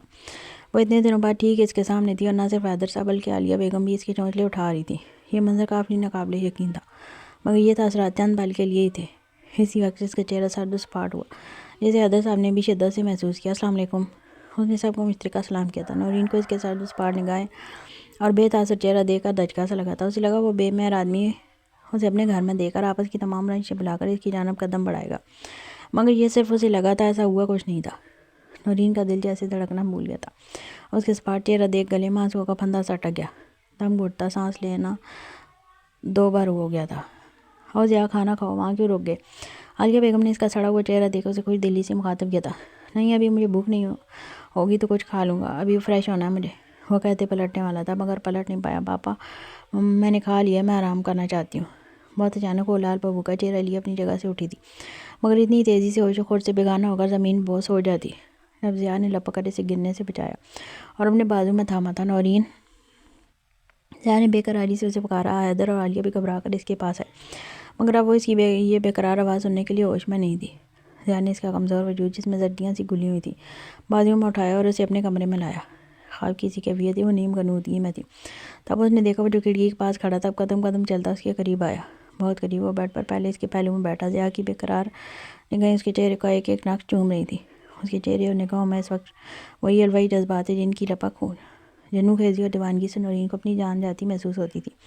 وہ بے طرح بے چین ہو کر اس کے پہلو میں نیند تراز تھا. کروٹ بدل کر اس پر گہری اٹھاسا چھایا تھا. ذوالنورین میری جان. اسے ضیاء کا بے قرار لمس اپنی پیشانی پر محسوس ہوا تھا. Can't leave without you. کان میں کی گئی گمبھیرتا سے بھرپور سرگوشی اور پھر کان کی لو کو لبوں میں دبائے اس کے دیکھتے لمس نے نورین کو بے قرار کیا تھا. تبھی اس نے اس کی شرٹ کندھے سے دبوچی، اور جو اس کی غربت کے لیے اتنے دنوں سے تڑپ رہی تھی اور بیمار محبت تھی. اب اسے ضیاء کے نرم گرم لمس کا اکثیر اپنے چہرے کے نقوش کی مسیحائی کرتا محسوس ہوا. ضیاء کی گرم سانسوں کی تپش اسے اپنے چہرے پر محسوس ہوئی. تبھی اس کی اپنی سانسیں دھوکنے کی طرح چلنے لگی. ضیاء نے جو کر اس کی ٹھوڑی کو اپنے لبوں سے چھوا. نورین نے اپنا دوسرا ہاتھ بھی اس کے کندھے پر رکھا. اب نورین کو وہ نرم لمس اپنی گردن اور پورے وجود پر بکھرتے محسوس ہوا تو اس کا چہرہ سرخ ہو کر تپنے لگا. وہ اس کے چہرے پر جھکا. اس کی گرم سانسوں کی تپش نورین کو اپنے ہونٹوں پر محسوس ہوئی تو تشنگی کی شدت دونوں کی جان کا آزار بن گئی. نورین نے اس کی گردن کے دھار تمائل کیا، اس ذرا سا اپنی جانب کھینچا جیسے کہنا چاہتی ہو جو کرنا چاہتے ہو، جو سوچا وہ کر گزرو. اور پھر ضیاء نے اس کی اس فرمائش پر سر تسلیم خم کیا اور مکمل طور پر اس کی سانسوں پر قابض ہوا. نورین کو اپنی سانسوں میں ایک مخصوص خوشبو گھلتی محسوس ہوئی تو رگ و پے میں ایک سرور ایک سر شاعری سی دوڑنے لگی. مدہوش بھری لمحات میں پوری جاذبیت سے ایک دوسرے کو محسوس کرتے ہوئے اس کا پور ساتھ دے رہی تھی، جس کی وجہ سے ضیاء کے لب جان لیوا گستاخیاں کرتے ساتھ ہی ہلکی سی مسکراہٹ میں بھی ڈلے تھے. نورین کی سانس دھوکنے کی طرح چلنے لگی تو دونوں ایک دوسرے سے الگ ہوئے اور وہ اسے خود سے دور ہوتا محسوس ہوا تو نورین تڑپ کر بیکار ہوئی. ایک جھٹکے سے نورین نے اپنی پوری آنکھیں کھولی تھی. وہ غائب دماغی سے چند لمحے تو چھت کو گھورتی رہی، پھر شعور کی منزلیں طے کرتی اپنے بیڈ روم میں چاروں طرف نگاہ گھمائی تو وہ دشمن جہاں سے کھڑکی پر کھڑا سے پوری طرح لاپرواہی اور بے نیازی برتتا سگریٹ لبوں میں دبائے ہوئے پوری طرح باہر کی جانب متوجہ تھا. نورین نے حیرت سے اسے اور اس کی بے نیازی کو دیکھا اور پھر چند لمحے مکمل گزرے جہاں گزر لمحات کے بارے میں سوچا اور بے اختیار اپنے دائیں ہاتھ سے اپنے لبوں کو چھوا. وہ اچھی طرح جان چکی تھی کہ اس کی یہ بے نیازی ڈیوٹی ہے کہ اسے اب تک اپنے چہرے، گردن اور لبوں پر اس کے لمس کی تپش اور گرم مونچھوں کی چبھن محسوس ہو رہی تھی. وہ خواب نہیں تھا، سب سچ تھا، مگر وہ یہ اسے نہیں کہہ سکتی تھی. وہ چکراتے سر کو تھامتے اٹھ کر بیٹھی. آٹھ پر ضیاء نے مڑ کر اسی بے تاثر سپاٹ چہرے کے ساتھ اس کی جانب دیکھا. دکانوں میں ڈاکٹر کے چند وسیلے جملے گونجے جو کہ ڈاکٹر نے اس کے والدین کے سامنے اس کے لتے لیتے ادا کیے تھے۔ مسٹر ضیاء، آپ کو اپنی بیوی اور اس کے بچے کی ضرورت ہے بھی کہ نہیں؟ دیکھیں ان کی طرف، یہ کس قدر کمزور ہے، مجھے لگتا ہے کوئی پراپر ڈائٹ نہیں لے رہی، اور وائٹامنز میڈیکیشن تو لگتا ہے سرے سے اسٹارٹ تک نہیں کی، اور اوپر سے انتہا کا سٹریس لے کر ان کا یوں بے ہوش جانا ان کے لیے اور ان کے بچے کے لیے انتہائی خطرناک ثابت ہو سکتا ہے۔ اس لیے اگر اپنی بیوی اور بچے کی سلامتی چاہتے ہیں تو ان کا بے حد خیال رکھنا ہوگا آپ کو۔ ضیاء پوری طرح اس کی جانب متوجہ ہوتا، ٹھیک، وہ سنجیدہ اور بے تاثر لہجہ تھا۔ نورین نے اذیت سے لب بینچے اور اسبات میں سر لایا، وہ بیڈ کی جانب بڑھا۔ نورین کی دھڑکنیں منصیر ہوئیں مگر وہ سائڈ ٹیبل تک گیا اور دودھ کا گلاس اٹھا کر اس کی جانب بڑھایا۔ یہ میڈیسن لے لو۔ ضیاء نے اپنی ہتھیلی آگے کی جس پر ملٹی وائٹامن کیپسول رکھا تھا۔ نورین نے بحث کیے بغیر خاموشی سے کیپسول اٹھا کر اپنے منہ میں رکھا اور دودھ سے نکل گیا۔ اس نے جب تک دودھ کا گلاس کڑوے گھونٹ بھر کر بمشکل ختم نہ کیا وہ اس کے سر پر کھڑا رہا۔ چلو لیٹو اور سو جاؤ، تمہیں آرام کی ضرورت ہے۔ وہ وہی سڑیل سے دس رائے چیئر پر جائے کمبل اس کے اوپر اوڑھنے لگا کہ لیے اس کے اوپر جھکا تھا۔ نورین تکیے پر لیٹ گئی اور شکوہ کناں نگاہوں سے اس کی آنکھوں میں جھانکنا چاہا۔ اپنے اتنے کارنامے کے بعد یہ ہمت بھی اس میں ضیاء کے اس قدر لونگ کیئرنگ انداز اور نرمی کی وجہ سے آئی تھی جو اس کے اوپر کمبل درست کر رہا تھا۔ ضیاء کو اپنے چہرے پر اس کی نگاہوں کی تپش محسوس ہوئی مگر اس نے جان بوجھ کر اس کی جانب نہیں دیکھا۔ وہ جا کر ڈریسنگ میں بند ہوا تو نورین نے جھنجلا کر کروٹ پر لی، کاش اسے کہہ پاتی اسے آرام کی نہیں، اس کی توجہ اور قربت کی ضرورت محسوس ہو رہی ہے۔ کچھ ہی دیر میں وہ ڈریسنگ روم سے باہر آیا تو وائٹ ٹراؤزر اور فیروزی پلین ٹی شرٹ میں موجود تھا جس پر ویسی گمبھیر سنجیدگی اور خاموشی طاری کہ وہ اس کے پہلو میں اپنی جگہ پر قدرے ذرا سے فاصلے پر نیم دراز ہوا۔ نورین جس نے اس کی جانب کروٹ لے رکھی تھی شدید غصے میں سے گھورا جو پھر سے موبائل میں گھس گیا تھا۔ ضیاء نے اس کے گھورنے پر ایک نظر سے دیکھا، کیا ہوا، کچھ چاہیے؟ وہ اس پارسل ہے جو نورین تلملائی۔ وہ جب میں بیہوش تھی تب دیدہ دلیری سے پوچھتے الفاظ بکھر گئے، بولتی بند ہوگی، تب کیا؟ اس نے اسی گمبھیر سنجیدگی سے پوچھا۔ کچھ نہیں۔ وہ جھکائی اور اس کی جانب سے مخالر کروٹ بدلی لیکن دیکھ نہ پائی کہ ضیاء جو کہ پھر سے موبائل کی جانب متوجہ ہوا تھا، اس کی آنکھوں میں ایک خاص، بہت خاص قسم کی معنی خیز اور شرارت بھری چمک تھی۔ وہ سیٹی پر پرشوق سی دھن بجاتا توجہ سے ڈرائیونگ کر رہا تھا کہ وہ جلد از جلد گھر پہنچنا چاہتا تھا جب موبائل رنگ ہوا اور وہ اس جگہ منگاتا نمبر دیکھ کر اس کے لبوں پر انتہائی خوبصورت مسکراہٹ بکھری تھی۔ ضیاء نے ایئرپورٹ کان میں اڑسا اور فون یس کر کے ڈیش بورڈ پر رکھ دیا۔ السلام علیکم، کہو میری جان، کوئی خاص بات؟ ویسے میں گاڑی زرمش اور جو اپنی دھن میں سے بات کر رہا تھا سامنے سے اس کی سیسیاں سن کر بری طرح چونکا اور بے چین ہو کر اسے پکارا۔ ضیاء آنکھوں سے بھیگی آواز سنائی دی تو وہ تڑپ اٹھا، زرمش کیا ہوا، تم ٹھیک تو ہو؟ محمل ٹھیک ہے نا؟ بتاؤ مجھے کہ ہوا کیا ہے آخر؟ ضیاء جلدی سے گھر آ جائیں پلیز۔ اچھا مجھے بتاؤ تم اور محمل ٹھیک تو ہو؟ ہاں ہم ٹھیک ہیں مگر آپ جلدی گھر آئیں۔ آ رہا ہوں بس 5 سے 10 منٹ تک، تم کم از کم رونا تو بند کرو، جانتی ہو نا تمہارے آنسو مجھے تکلیف دیتے ہیں۔ ضیاء نے اس کا دھیان بٹانا چاہا تب اسے محسوس ہوا وہ اپنے آنسو اسبے مول اپنے دوپٹے سے پونچھ رہی ہے۔ پھر فون رکھ کر اگلے 10 منٹ کے بعد اس کی گاڑی مینشن کے ڈرائیو وے پر تھی۔ وہ تیزی سے گاڑی سے باہر نکلا اور لمبے لمبے ڈاک برتا صدر دروازے سے اندر لاؤنج میں داخل ہوا۔ وہ جو گاڑی کی آواز سن کر باہر آ رہی تھی اسے سامنے سے باہر پا کر لپک کر اس تک آئی اور اس کے کشادہ سینے میں سما گئی۔ وہ اب بھی پنک فراک اور ٹراؤزر میں اس کے سامنے سینے میں سے چہرہ چھپائے سے سکتی اس کی شرٹ کو اپنے آنسو سے بھگو رہی تھی۔ ضیاء نے انتہائی نرمی سے اس کی پشت رکھی۔ زرمش اب تم مجھے ڈرا رہی ہو میری جان، مجھے بتاؤ تو آخر ہوا کیا؟ ضیاء نے اس کے بالوں میں چہرہ چھپا کر ایک گہری سانس بھر کر اپنی من پسند خوشبو اپنے سینے میں اتاری اور اس کی کن پٹی کو اپنے سلگتے لبوں سے چھوا۔ وہ خود میں سمٹ سی گئی اور اس کے سینے سے چہرہ نکال کر بھیگی پلکیں اٹھا کر اس کی جانب دیکھا تو ضیاء خانزادہ اس کے گلابی معصوم انتہائی خوبصورت چہرے کو دیکھ کر اس پر نئے سرے سے فدا ہوا۔ اس کا توبہ شکن نازک مومی سراپا اپنی باہوں میں پا کر آنکھوں میں خود خماری اتر رہی۔ اچھا بتاؤ محمل کہاں ہے؟ مدوشی بھرا خمار آلود سا لہجہ تھا۔ وہ دیوانہ وار اس کے چہرے کا ایک ایک نقش اپنے لبوں سے چھو کر زرمش کو لرزنے پر مجبور کر گیا۔ اپنے کمرے میں ٹیوشن لے رہی ہے؟ زرمش نے کہا سانس لیتے اس کی شرٹ مٹھیوں میں دبوچی جو ہر مرتبہ اتنی جان لیوا پرتپش لمس سے اسے سیکنڈ میں بے حال کر دیتا تھا۔ ضیاء کا کیا کریں آپ کو دیکھ لے گا، بیڈ روم نہیں ہے یہ؟ وہ بے حال سی روان سی ہوئی تو ضیاء کے لبوں پر گہری مسکراہٹ کھل گئی۔ تو پھر ایسی پیش قدمی اور ایسا وارم ویلکم تو بیڈ روم میں ہی ہونا چاہیے تھا نا میری جان؟ اب اگر وہ سب یہاں ہوا تو بتاؤ اس میں میرا کیا قصور ہے؟ گمبھیر لہجے میں کہتے اس نے اپنے لب اس کی ٹھوڑی پر جمائے، اپنی نازک گلابی لبوں پر ہوتی اس کی گھنی مونچھوں کی جنبش زرمش کے چاروں طبق روشن کر گئی۔ ضیاء پلیز، زرمش نے جھنجلا کر اس کی جان لیوا پہ باکل سے بچنے کو اس کے سینے میں چہرہ چھپایا تو وہ بے ساختہ ہنس دیا۔ اچھا بتاؤ میری جان نے اپنے اتنے قیمتی آنسو کیوں ضائع کیے؟ ضیاء نے واپس اس کی پیٹھ رب کی تو اچانک اسے اندازہ ہوا کہ زرمش کے ہاتھ میں ایک اینویلپ ہے جسے اس نے جب سے مٹھی میں دبوچ رکھا ہے۔ ضیاء یہ زرمش نے پھر رونے والا منہ بناتے اس کے سامنے وہ اینویلپ کیا تھا جسے ضیاء نے نرمی سے زرمش کو خود سے الگ کرتے اپنے ہاتھ میں لے کھول کر دیکھا تھا۔ وہ قانونی نوٹس دیکھا چاہت ضیاء وہ غم و غصے سے پاگل ہوا تھا مگر اس نازک سے وجود کے سامنے اس نے اپنے ماتھے پر ایک شکن تک نہ آنے دی کہ جانتا تھا اگر ضیاء نے خود اس پر ریئیکٹ کیا تو وہ مزید پریشان ہو کر رو کر مینشن سر پر اٹھائے رکھے گی۔ रबिश ज़ाविया ने पल में इत्मीनान से इस नोटिस के टुकड़े टुकड़े करके उसे अवाम में उछाला था, जो कि सबरीना की जानिब से महमल की कस्टडी को लेकर कानूनी नोटिस भिजवाया गया था।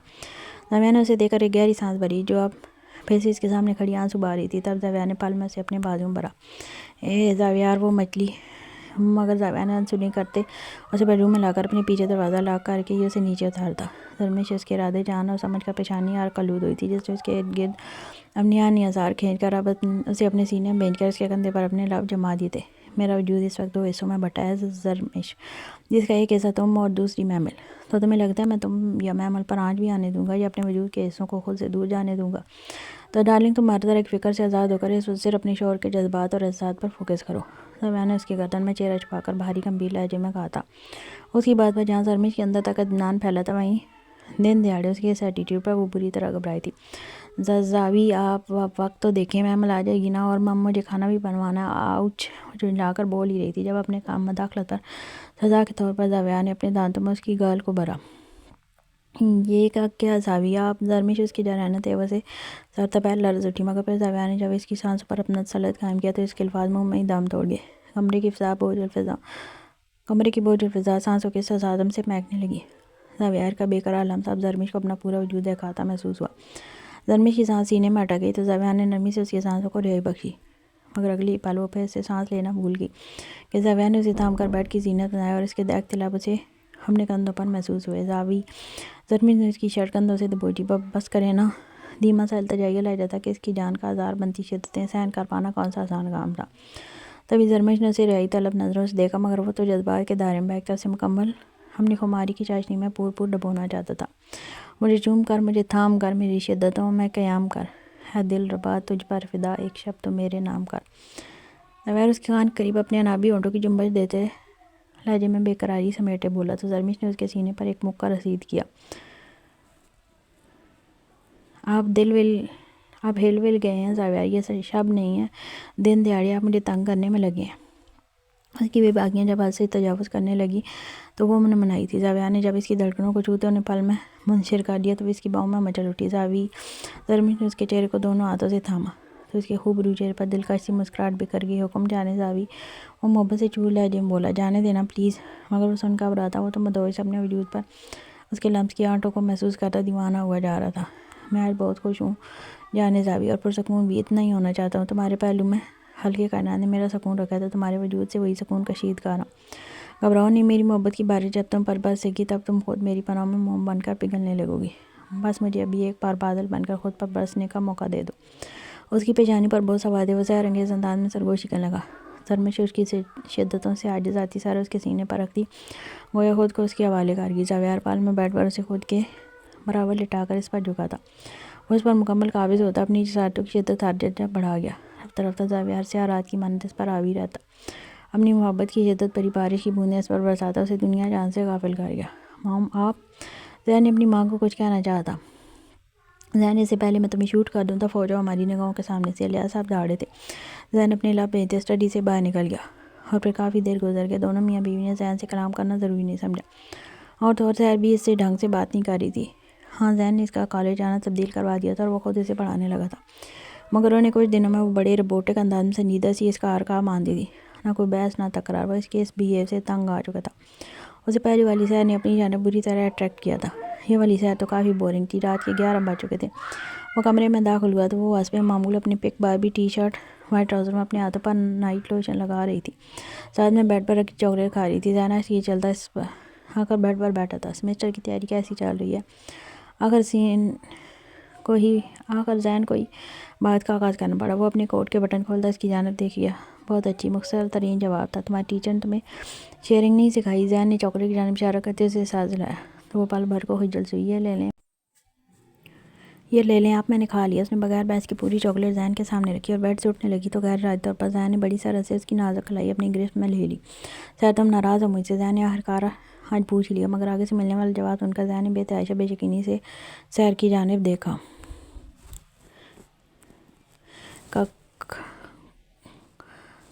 कोई ہے کاکا وہ کسی ملازم کو بلانے لگی جس کی چیخ و پکار محبوس کی وجہ سے اگلاٹ مزید بڑھنے لگی تھی، جس پر اسے شدید غصہ آیا۔ کہا کوئی ہے مما میری مدد آرزق پلیز آنکھیں تو کھولو، کہا کیا ہوا ہے آرزق کوئی ہے؟ اس کی اب کی بار وہ شدید زور سے چیخی کہ باہر سے گزرتا آرزق کا ہاتھ باڈی گارڈ ٹھٹک کر رکا۔ ایلف کی پکار پر اس نے کمرے میں دیکھا تو وہ اس کی گود میں سر رکھے غنودگی کے عالم میں تھا، جسے دیکھ وہ گھبراتا ہوا اندر آیا۔ کیا ہوا انہیں میم؟ سر وہ دو زانوں بیٹھتا آرزق کے قریب جھکا اور اسے سہارا دے کر خود سے لگاتا زمین سے کھڑا کیا۔ مم مجھے نہیں پتا، انہیں اسپتال لے جاؤ پلیز جلدی کرو۔ وہ پریشان سی اپنی حالت کا خیال کیے بغیر اٹھی اور دوپٹہ لیتی ہوئی ان کے ساتھ ہی آگے بڑھی۔ آرزق کے پاس نگار شاہد نے اسے گاڑی میں ڈالا اور ساتھ ہی خود ڈرائیونگ سیٹ پر بیٹھا، جبکہ ایلف پیچھے سیٹ پر بیٹھی اس کا سر اپنی گود میں رکھے۔ آئی ایم سو سوری آرزق مم، میں اتنی تکلیف میں تمہاری بھول بیٹھی مم، میں صرف اپنا سوچتی رہی مگر تمہارا نہیں سوچا مم، مجھے معاف کر دو۔ تمہاری تکلیف نظر انداز کرنے کے لیے I am so sorry please آنکھیں کھولو۔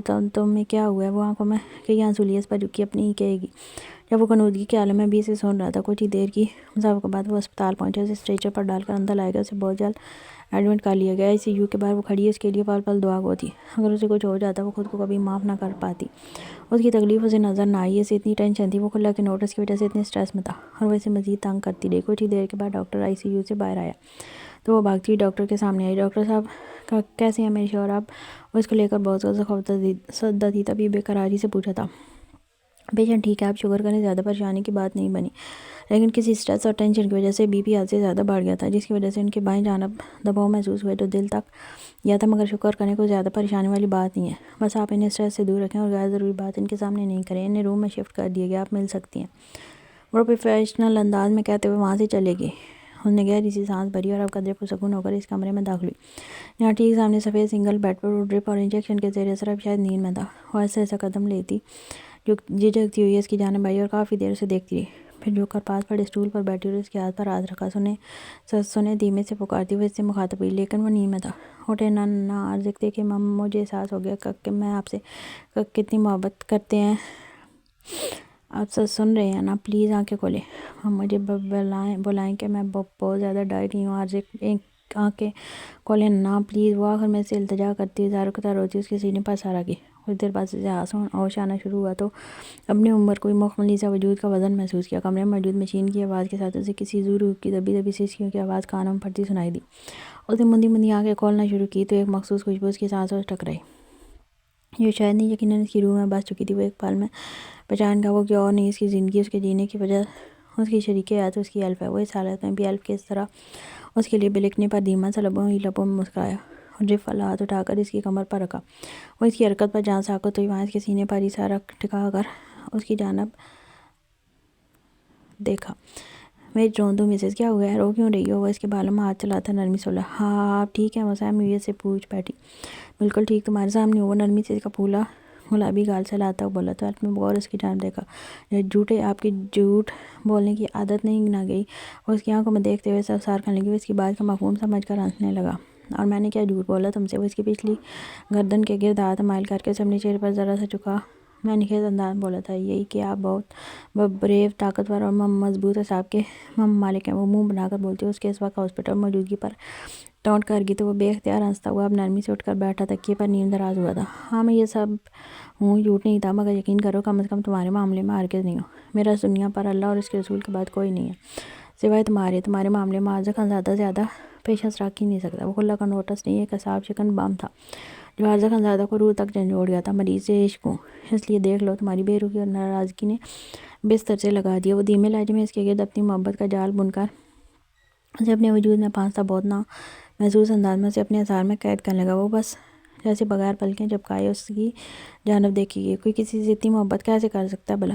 کیا ہوا؟ اسے اپنی طرف یوں ٹک ٹکی باندھ کر دیکھتے ہوئے پا کر وہ پوچھنے لگا تو وہ محض نفی مسائل آ گئی۔ کہا کچھ نہیں تھا، دیکھ رہی ہوں وہ نوزوں سے دیکھنے مصروف تھی۔ کتنا پیارا انسان تھا وہ، شکل و صورت اور سیرت سے بھی کتنا دلکش تھا، اس کا ساتھ کتنا مہربان تھا، وہ کتنا خیال رکھنے والا تھا، بالکل ایسا جیسا اس نے اپنے لیے کسی کو سوچا تھا۔ کیا دیکھ رہی ہو؟ وہ مسکراتے ہوئے پوچھ بیٹھا۔ آرزق کے ہاتھ سے بہت نرمی سے اپنے قریب محسوس کیے گئے۔ آپ کو؟ وہ اس کی آنکھوں میں دیکھتی ہوئی بولی۔ وہ مسکرائی۔ اس کا مطلب میں سمجھوں کہ مجھے پوری طرح معافی مل گئی۔ لہجہ سنجیدہ مگر آنکھوں میں شرارت بھری چمک تھی، لیکن وہ کچھ سوچ کر سنجیدہ ہوئی۔ سچ سنیں؟ وہ محض ایک ہی لفظ ادا کر پائی۔ سناؤ، میں سن رہا ہوں۔ میری جان، وہ دلکشی سے مسکرایا۔ آپ کہ میرے بھائی سے کوئی ناراضگی یا نفرت تو نہیں. اس کی آنکھوں میں دیکھتی بے چینی سے پہلے بدلتی بولی نہیں دشمنی تو نہیں، پر ہاں ایک خار بازی ضرور ہے. وہ سوچنے کے انداز میں آئی بروج کہتا بولا تو ایک دم چونکہ آپ کیسی خار بازی. ایلف کے ماتھے پر بالا ہے. وہ دراصل اتنا عرصہ باران نے چہرے میری اتنی پیاری بیوی کو مجھ سے دور رکھا اور پھر اسے میری بیوی سے مجھ سے زیادہ ٹینشن اور محبت حاصل کی. اور میں یہ بھی جان چکا ہوں کہ خلا کا شوشہ بھی اسی کے دماغ کا فطور تھا. اس لیے وہ کندھے اچکاتا ذرا سا جھک کر اس کی پھولی گال پر اپنے لب جما گیا. اس کی بات پر ایلف نے سوکھا سانس لیا. تو وہ خار بازی مجھ سے رکھے نا، اس سے کیوں؟ وہ بھی چھوٹی سی ناک چڑھا کر اس کے انداز میں گوئے تم سے تو دھواں دھار قسم کا عشق ہے جانے من. بس وہ باران دل شیر سے جو زہر. خبردار آپ نے میرے بھائی کو کچھ بھی کہا مجھ سے برا کوئی نہیں ہوگا. وہ تلملاتی اسے دمکانے لگی جس پر اسے ٹوٹ کر پیار ہے. اور اگر باران دل شیر مجھے کچھ کہا تو عازق نے اسے چھیڑا تب تو یقیناً آپ کی ہی غلطی ہوگی نا. جب ہی وہ کچھ کہیں گے نا. عازق نے اپنی چلاک کبوتری کی جانب دیکھ کر ساتھ سی سانس کھینچی. واہ بیگم ویری گڈ. مطلب کچھ بھی مجھے بلا وجہ کوئی کچھ کہے تو وہ میری غلطی، اور میں کسی کو کچھ کہوں تو تم سے برا کوئی نہیں. واہ کیا بات ہے، کیا قسمت پائی ہے میں نے. عازق خانزادہ بیوی کے معاملے میں خود ہی دوائی دیتا خود پر افسوس کرنے لگا، مگر اس کے ساتھ ہی بہت نامحسوس انداز میں اسے پوری طرح اپنے اثار میں لے لیا. جب اس کی سانسوں کی گرم مدت بھری تپش ایلف کو اپنے چہرے پر محسوس ہوئی تب اسے ہوش آیا کہ وہ کس جگہ کس پوزیشن میں تھا. وہ بری طرح بکھلائی. یہ کیا عازق چھوڑیں کوئی آ جائے گا. وہ مچلی I am sorry elf for ایوری تھنگ، تمہیں رلانے کے لیے، تم پر ہاتھ اٹھانے کے لیے، لیکن بھروسہ کرو مجھ پر. یہ پہلی اور آخری مرتبہ تھا. آئندہ ایسا کچھ بھی نہیں ہوگا. میرا وعدہ ہے تم سے. میں اس وقت تمہاری تکلیف کو نظر انداز کر گیا. مجھے معلوم ہی نہیں تھا کہ تم کتنی اذیت میں ہو. تم پر کیا گزری ہے. تمہارا رد عمل فطری تھا، اپنی جگہ ٹھیک تھا. میری جان مجھے معاف کر دو ایلف. میں آئندہ ایسا کچھ نہیں کروں گا. دھوکے میں تم بھی تھی اور دھوکے میں بھی تھا، لیکن مجھے تمہیں سمجھنا چاہیے تھا. میں نے جو تکلیف تمہیں دی اس کے لیے میں خود کو کبھی معاف نہیں کروں گا. میں سب کو ٹھیک کر دوں گا. بس تم مجھ سے کبھی ناراض مت ہونا، کبھی دور مت جانا. وہ اپنے سلگتے لبوں سے اس کے چہرے کے ایک نقش کو مہکاتا بھاری گمبھیر بوجھ لہجے میں کہتا اس کی ذماعتوں میں میٹھا سا رس گھولتے گیا. ایلف موم بن کر بکنے لگی. نہیں اب ایسا کچھ نہیں ہوگا. غلطی ہم دونوں کی تھی. ہمارا ہی بھروسے کا رشتہ کمزور تھا جس کا فائدہ دشمن نے اٹھایا. ہمارا رشتہ مضبوط ہوتا تو ایسا کچھ نہ ہوتا. میں نے آپ کی ایک نہ سنی، صرف اپنی کہتی ہے. مجھے احساس نہ ہوا کہ جتنا غلط میرے ساتھ ہوا اتنا ہی آپ کے ساتھ بھی ہوا. اب آپ ناراض تو نہیں ہونا مجھ سے. وہ اس کا پاگل پان اپنے وجود پر جھیلتی آنکھیں زور سے میچی دھیمے لہجے میں کہہ گئی تو اس کے لبوں پر گہری مسکراہٹ رقص کرنے لگی. نہیں میں پہلے بھی نہیں تھا اور اب بھی نہیں ہوں. تم سے ناراض ہو کر جاؤں گا کہاں؟ لیکن کچھ حساب کتاب نکلتے ہیں تمہاری طرف، وہ بھی پورے کرنے ہیں. وہ اس کی کمر پر ہاتھ رکھتا ہوا اسے مزید قریب کر کے اس کی چین کو اپنے لبوں پر چھوتا بولا. وہ مزید بکھلائی. کا کیسے حساب کا کتاب؟ وہ گھبراتی ہوئی بولی. جو تم نے مجھے اتنا تڑپایا ہے اس کا حساب کتاب. بائیں ہاتھ کمر پر رکھتے دائیں ہاتھ سے اس کے نچلے لب کو سہلاتا وہ مدوشی سے گویا ہوا تو وہ سٹپٹا گئی. یہ ہاسپٹل ہے عازق. اس کی نگاہ کو اپنے لبوں پر فوکس کیا. دیکھ وہ بکھلا گئے. اپنا ہے ڈارلنگ، کوئی کچھ نہیں کہے گا. وہ اسے مزید قریب کرتا بولا. نہیں پلیز، جو حساب کتاب ہے وہ گھر جا کر پورا کر لیجیے گا نا. جب اس نے روان سے ہوتے لال تمادا چہرہ لیا عازق سے کہا تو اس کی آنکھوں میں ایک ناقابل فہم سی معنی خیز چمک در آئی اور لبوں پر شرارت بھری مسکراہٹ مچل گئی. وہ تھوڑی دور ہوئی تو اس کے ماتھے پر پیار کرتے عازق نے نرمی سے اسے چھوڑا. اپنی بات پر قائم رہنا میری چالاک کبوتری. ابھی معاف کیا پر گھر جا کر سزا ملے گی تمہیں. اس کے لہجے میں جانے کیا تھا کہ ایلف سر تا پیر سرخ ہوتے پوری طرح لرز گئی تھی. دیکھ لوں گی میں. وہ جھنجھلائی. دیکھنا نہیں بس محسوس کرنا ہے. میں نے خیزی سے کہتا ہوا وہ اسے سچ پر آنے پر مجبور کر دیا. اور پھر اس کی اگلی بے فرقی پر ایلف نے اسے گھورا. اب جا کر میری ڈسچارج سلپ بنوا کر لاؤ جانے من. ہم مزید ہاسپٹل کے اس بیڈ پر لیٹنا برداشت نہیں ہوگا. میں جاؤں؟ وہ حیرت سے پوچھ بیٹھی تو وہ ہنس دیا. اچھا مت جاؤ، میرے سامنے رہو. تمہیں بھی آرام کی ضرورت ہے. آخر کو گھر جا کر مجھے جو جھیلنا ہے. وہ پھر پٹڑی سے اترا تو ایلف نے اسے بری طرح گھورا. اتنے میں کمرے میں ڈاکٹر اسسٹنٹ داخل ہوئے. چند ضروری ہدایات دے کر اسے ڈسچارج دے دیا. وہ دونوں ایک دوسرے کے ہمراہ گھر واپس لوٹ آئے. وہ فریش ہو کر غسلمندی سے بیڈ پر آنکھیں موندے لیٹا تھا. شام کے سائے گہرے ہو گئے تھے جب کمرے کے دروازے پر دستک ہوئی. زاویہ نے اٹھ کر شرٹ پہنی اور بکھرے ہلکے نم بالوں میں ہاتھ پھیرتا دروازہ کھولا. سامنے ہی اپنی پرنسس کو دیکھ اسے باہوں میں پا لیا. وہ اس کی پھولی گالوں کو چوم ڈالا. اپنے بابا کی بیئرڈ سے ہوتی گدگدی کی وجہ سے محمل کھلکھلا کر ہنس پڑی. کیسی رہی پڑھائی میری پرنسس کی؟ ٹو گڈ ڈیڈی، محمل نے ہنستے جواب دیا. ٹیچر میڈم نے تو پھر تو نہیں ڈانٹا؟ زاویہ نے آئی برو اچکا کر پوچھا. نو ڈیڈی، اس نے نفی میں سر ہلایا. ڈیڈی ماما کہاں پر ہیں؟ محمل نے پریشانی سے ادھر دیکھا. وہ واش روم میں فریش ہو رہی ہیں. کوئی ضروری بات تھی؟ زاویہ نے اس کا متفکر چہرہ غور سے دیکھا. ڈیڈی ماما کو ایک انویلپ ملا تھا تو وہ رو رہی تھی. محمل کے کہنے پر زاویہ نے ایک سرد سی سانس کھینچی. وہ کیا ہے نا پرنسس، तुम्हारी रोंदू मम्मी इस घर में आकर थोड़ी डरपोक होगी, तो इनके ढीले स्क्रू थोड़े टाइट करने पड़ेंगे। डोंट वरी प्रिंसेस, आपका डैडी सब कुछ ठीक कर देगा। वो मुस्कुरा कर बोला तो मैमल की परेशानी भी दूर हो गई। ओके राइट, आप जाकर नैनी से बोल कर हाथ धो बात लें। अच्छा सा रेडी हूँ, तब तक मैं और मम्मी भी रेडी होकर आते हैं, फिर डिनर और आइसक्रीम के लिए बाहर चलते हैं। जाविया ने कहते उसकी छोटी सी नाक चूमी। Oh yes you are great daddy. Mammal ने सारी खुशी में अपने डैडी का माथा चूम लिया और फ़ौरन जाविया की गोद से उतर कर बाहर भाग गई। जाविया मुस्कुरा दिया मगर फिर फ़ोन की बजती मुसलसल बैलेंस से अपनी जानिब मुतवज्जो किया। जाविया ने साइड ड्रॉर से फ़ोन उठाकर देखा, इस पर ब्लिंक करते नंबर को देखकर पूरे इसरार से मुस्कुराया। वो जानता था उसे किसी चीज़ की परवाह ना करने पर और इस इग्नोरेंस पर इस नंबर से फ़ोन ज़रूर आएगा, लेकिन इतनी जल्दी आ जाएगा इस बात का अंदाज़ा अब हुआ था। उसने किनाकियों से वाशरूम के बंद दरवाजे की जानिब देखा, तभी वो गीले बालों को टावल में लपेटे अफसोस शलवार कमीज़ में अपने नाजुक ओशोबा सरापे के साथ जाविया खानज़ादे के दिल पर बिजलियाँ गिराती वाशरूम से बाहर निकली थी। जाविया को अपनी जानिब ही ऐसी बेबाक निगाहों से देखते पाकर एक मरतबा फिर से शफक के साथ रंगों में नहा गई। तब जाविया ने अपने लबों पर ऐसे फ्लाइंग किस देते एक आँख वेंकी। पहले तो वो पंचक्का सी ऐसे इसका लोफर पर मुलायजा करने लगी और जाविया के ऐका लगाकर हंस पड़ा। ठहर की कहेंगे, मुंह में बड़बड़ाती वो शर्म से लाल पीली होती पैर पर टकरा ड्रेसिंग रूम में गुम हो गई कि अभी अभी कुछ देर पहले ही तो वो इसके ओछे खाने लगा चुका था और अब फिर से ऐसी लोफराना हरकतें कर रहा था। जाविया को उसे मंजर से गायब करना ही मकसूद था। सो अपना काम मुझ जाने पर जाविया खानज़ादा ने इत्मीनान से कारियास करके कान को लगाई थी। जब वो जानबूझकर कुछ नहीं बोला, सामने से हस्बे तवक्को सबरीना की मकरू आवाज़ सुनाई दी, कैसे हो डियर एक्स? उम्मीद है अब तक आपको मेरे लायर की जानिब से नोटिस तो मिल ही गया होगा और ये बात तो आप ही अच्छे तरीके से जानते हैं कि कोर्ट बच्चा माँ के हवाले करती है। मैं कोर्ट में ये साबित भी कर दूंगी कि मेरी बच्ची की स्टेप मदर इस पर जुल्म करती हैं और ये भी कि वो अपनी सगी माँ के पास ज़्यादा खुश रहेगी, तो अब मैं मैमल को आपसे छीन लूँगी, समझें आप? वो अपनी बकवास किए जा रही थी मगर जब गंभीर खामोशी का सामना करना पड़ा तो सबरीना को फ़ोन कान से हटाकर चेक करना पड़ा कि आया कॉल जारी भी है कि नहीं। लेकिन जब जाविया की आवाज़ सुनाई दी तो वो अलर्ट हुई। कम ऑन सबरीना, ये ममता की दवाई तो तुम मुझे तब दो जब मैं तुम्हें जानता ना हूँ। शायद तुम भूल गई हो चंद माँ की बच्ची को मेरी गोद में फेंक गई थी। खैर मैं तुम पर अपने अल्फाज तक वेस्ट नहीं करना चाहता, मुझे अच्छी तरह मालूम है तुम्हें अब कम अज़ कम मेरी बच्ची में तो कोई दिलचस्पी नहीं है। तुम्हारा मकसद कुछ और है, तो चलो इधर उधर मारने की बजाय टू द पॉइंट बात करें। तुम अब मुझसे क्या चाहती हो, क्या चाहिए तुम्हें आकर? तुम ये केस वापस ले लो, मैं तुम्हारी हर शर्त मानने को तैयार हूँ। तुम जानती हो मेरी बच्ची मेरी कमज़ोरी है, तो इसे अपने पास रखने को मैं कुछ भी करने को तैयार हूँ, तुम्हारी हर शर्त मानने को भी तैयार हूँ। जाविया कहकर खामोश हुआ। सबरीना भी कुछ पलों के लिए खामोश होगी। इस मगरूर यूनानी देवताओं से वजी शख्स का ये पसपाई इख्तियार किया हुआ लहजा अंदर तक सुकून दौड़ा गया था। वो अपनी चाल की शानदार कामयाबी पर सरचार्ज हुई, जबकि जाविया के लबों पर एक मुतमैन पुरअसरार खतरनाक सी मुस्कुराहट फैली हुई थी। जाविया, मैं सिर्फ और सिर्फ आपको चाहती हूँ और वापस आपके पास आना चाहती हूँ। हलाला कर लिया मैंने, आप दोबारा मुझे अपनाएंगे, अपने पास रखेंगे मुझे, और मेरी कोई डिमांड नहीं होगी। आप बेशक मुझे किसी और घर में रख लें, मगर मैं अब सिर्फ और सिर्फ आपके साथ आपके पास रहना चाहती हूँ। सबरीना ने अपना से अपनी मामूली सी डिमांड बताई, जबकि अब की बार अपनी चाल कामयाबी पर जाविया की आंखों में मखसूस कमीने पल वाली चमकदार रही। बेगैरत औरत, जब मेरे निकाह में थी तो किसी और की कैब बन गई और अब जब किसी और की बीवी हो तो मेरी रखेल बनना चाहती हो।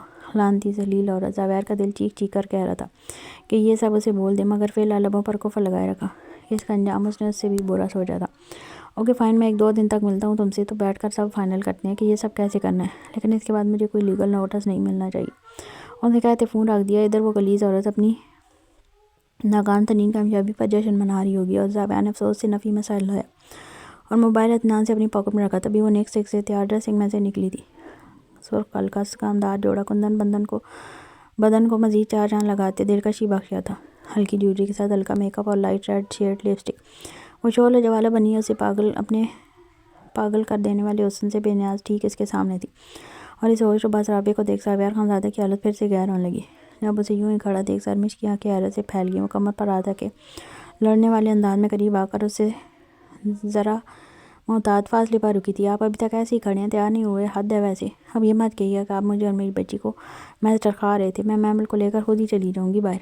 अभी वो बोल ही रही थी जब जाविया ने बहुत अचानक इसकी सांसों पर तसल्लुत कायम करते उसकी नाजुक कमर में हाथ डालकर उसे शिद्दत से अपनी जानब खींचा था। वो एक झटके से उसके सीने से टकराई। तब जाविया ने भी जानबूझकर अपना तवाज़ुन बरकरार न रखा और इसीलिए बेड पर गिरा। वो उसके सीने पर गिरी दिल और जान से बौखलाई थी। उसकी जनूनियत भरे अंदाज पर दिन में तारे नज़र आ चुके थे। सरमिश ने भरपूर मज़ामत की, मगर अब वो इसे अपनी गिरफ्त से आज़ादी बख्शने को हरगिज़ तैयार नहीं था। वो इसे जैसे खुद में समेट लेना चाहता था या इस पर इस कदर टूट कर प्यार आता कि इसे खुद में मदगम कर लेना चाहता था। خود کو پور سیراب کیا۔ جب زویار نے اسے آزادی بخشی تو زرمش کی سانسیں اتھل پتھل ہوتی، سینے میں دھڑکنیں بری طرح منتشر ہو چکی تھیں۔ وہ اس کی بکھری حالت پر گہرا مسکرایا تو زرمش نے اس کے سینے پر مکہ مارتے گہرے سانس بھرے۔ زویار آپ ہلا بھیج گئی کہ اس کی بے شرمی کو نام دینے کے لیے الفاظ بھی تو کم پڑ جاتے تھے۔ کیا میں بہت بے شرم ہے؟ دروازہ کھلا اور میں ملا جاتی تو اس نے جھنجلا کر اسی کے سینے میں چہرہ چھپایا کہ اب تک سانس وار نہ ہوئی تھی۔ نہیں آتی۔ زویار خانزادہ فل پروف سیکیورٹی کے ساتھ ہی دشمن پر حملہ کرتا۔ اس نے سرشاری بھرے مخمور الفاظ میں سے مزید خود میں چھپایا۔ میں دشمن ہوں؟ زرمش نے اس کے سینے سے سر نکالتے چھوٹی سی ناک چڑھا کر اس کی گہری چمکدار آنکھوں میں جھانکا۔ نہیں رگے جہاں ہو تم، تمہیں پا کر تو ہر وقت اس آیت کا ورد کرنے کا دل کرتا ہے۔ فَبِأَيِّ آلَاءِ رَبِّكُمَا تُكَذِّبَانِ۔ اس نے جذب کے عالم میں کہتے اس کے ماتھے پر اپنے لب جمائے تھے۔ وہ اس کے بے قرار لمس پر پھر لرز اٹھی، مگر سکون سے آنکھیں موندے اس لمس کو اعزاز سمجھ کر محسوس کیا۔ اچھا چلیں نا، محمل انتظار کر رہی ہوگی۔ اس کی شرٹ کے بٹن سے کھیلتے التجا کی۔ تب زویار کو اس کی روان سی شکل دیکھ کر اس پر ترس آیا تھا۔ شاید تبھی اسے مزید پریشان کرنے کا ارادہ ترک کرتے اسے سینے سے ایک طرف اتارا اور اٹھ پڑا۔ تم چلو محمل کی تیاری دیکھو، میں چینج کر کے آتا ہوں۔ ویسے بھی آج ایک گرینڈ سرپرائز ارینج کر رکھا ہے میں نے اپنی جان کے لیے۔ مسکراتے ہوئے اسے کہا تو وہ اس کی بات پر غور کیے بغیر موقع کو غنیمت جانتی اٹھ کر سرپٹ بھاگی تھی، جبکہ اس کی عجلت پر زویار کو پھر سے ہنسی آئی۔ اے چڑیل! زویار کے طرز تخاطب پر زرمش ٹھٹک کر رکی اور پیچھے مڑ کر اسے غصے سے گھورا۔ سامنے سے اس نے جو اشارہ کیا، پل کو تو شرم و حیا کی شدت سے زرمش اپنی جگہ سے ہل بھی نہیں پائے، لیکن پھر اتنی تیزی سے ٹیبل پر ڈیکوریشن پیس اٹھا کر اس کی جانب پھینکا، جسے وہ صاف بجتا کہکہ لگا کر ڈریسنگ میں گم ہوا۔ وہ پیر پر کھڑی ڈریسنگ ٹیبل تک آئی اور اس کے بے باک اشارے کے مطابق لبوں کے ارد گرد اپنی پھیلی لپسٹک کو افسوس سے دیکھا۔ پھر بڑی محنت سے اسے ٹھیک کر کے وہ کمرے سے باہر نکل گئی تھی۔ وہ اس وقت ہاسپٹل کے ICU میں تھا۔ بہران دلشیر ICU کے باہر دائیں دیوار سے لگے بڑے لوہے کے بینچ پر بیٹھا تھا۔ جب اس کے سامنے والے بینچ پر رحم اپنے بابا نعمان علی کے سینے پر سر رکھے بیٹھی کسی غیر مرئی نکتے کو گھور رہی تھی، تبھی وہاں پر سسٹر آئی تھی۔ مسٹر دلشیر، سسٹر نے پکارا۔ جی فرمائیے، میں ہوں، بہران کہتے کھڑا ہوا۔ ڈاکٹر واجد نے آپ کو اپنے پرائیویٹ کیبن میں بلایا ہے، سسٹر نے کہا تو وہ سر لاتا ان کے ہمراہ ہوا۔ دروازے پر ہلکی دستک دے کر کیبن میں داخل ہوا، جبکہ سسٹر اسے وہاں چھوڑ کر ICU میں ایان کے پاس چلی گئی تھی۔ آئیے مسٹر بہران دلشیر بیٹھیں۔ ڈاکٹر، میں تب تک سکون سے نہیں بیٹھ سکتا جب تک مجھے پتہ نہ چل جائے کہ میرا بھائی ٹھیک ہے یا نہیں۔ بہران نے گمبھیر سنجیدگی سے کہا، آپ کے بھائی خطرے سے باہر ہیں، کوئی پریشانی والی بات نہیں، آپ پرسکون ہو کر بیٹھیں۔ ڈاکٹر نے خاص پروفیشنل انداز میں کہا۔ اب کی بار بہران پرسکون ہو کر ڈاکٹر کے سامنے بیٹھا تھا۔ آپ کے بھائی نے وہی اینٹی ڈپریشن ٹیبلٹ لی ہیں جو کسی بھی طرح ہیلتھ کے لیے ٹھیک نہیں بلکہ بے حد مضر صحت ہے، جس کا نتیجہ آپ کے سامنے ہے۔ زیادہ مقدار لینے کی وجہ سے ٹیبلٹ کی ڈرگ نے BP ہائی کیا، نروس سسٹم پر اثر انداز ہوئی اور اسی کی وجہ سے انٹرنل بلیڈنگ ہوئی ہے۔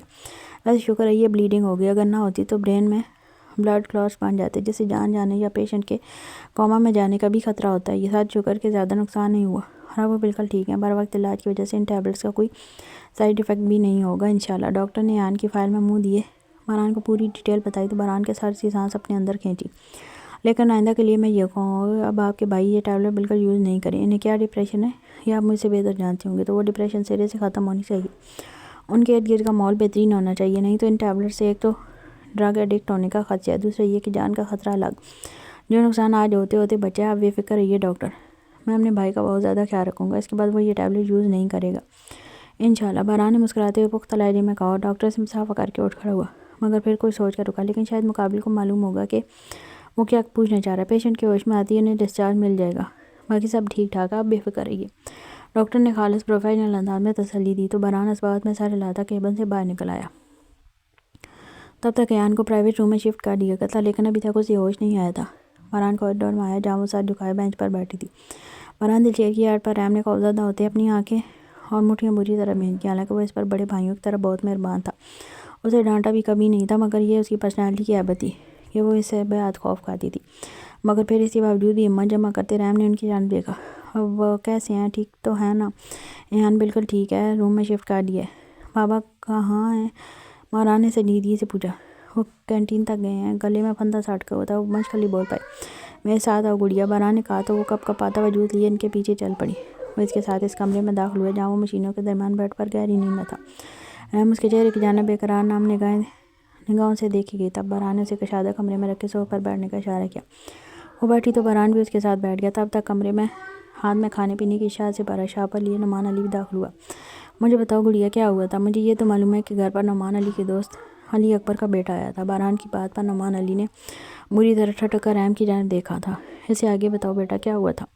मरहान ने इसे नरमी से पूछा था। तब रैम ने मुख्तसर अल्फाज में कुछ भी छुपाए बगैर तमाम वाक़या की गोश गुजार कर दिया, जिस पर बरहान दिलशेर के चेहरे के संजीदा उस पार तसरात से कुछ मालूम ना पड़ा कि वो गुस्से में है या नहीं। अलबत्ता नुमान अली के चेहरे पर गुस्से और फिक्र के साए थे। बरहान और नुमान को अंदाज़ा हो चुका था कि इनके दरमियान अभी कुछ भी ठीक नहीं हुआ, कुछ भी नहीं हुआ। आज भी दोनों नदी के वो किनारे बने हुए थे जो चलते तो एक साथ मगर कभी एक नहीं हुए।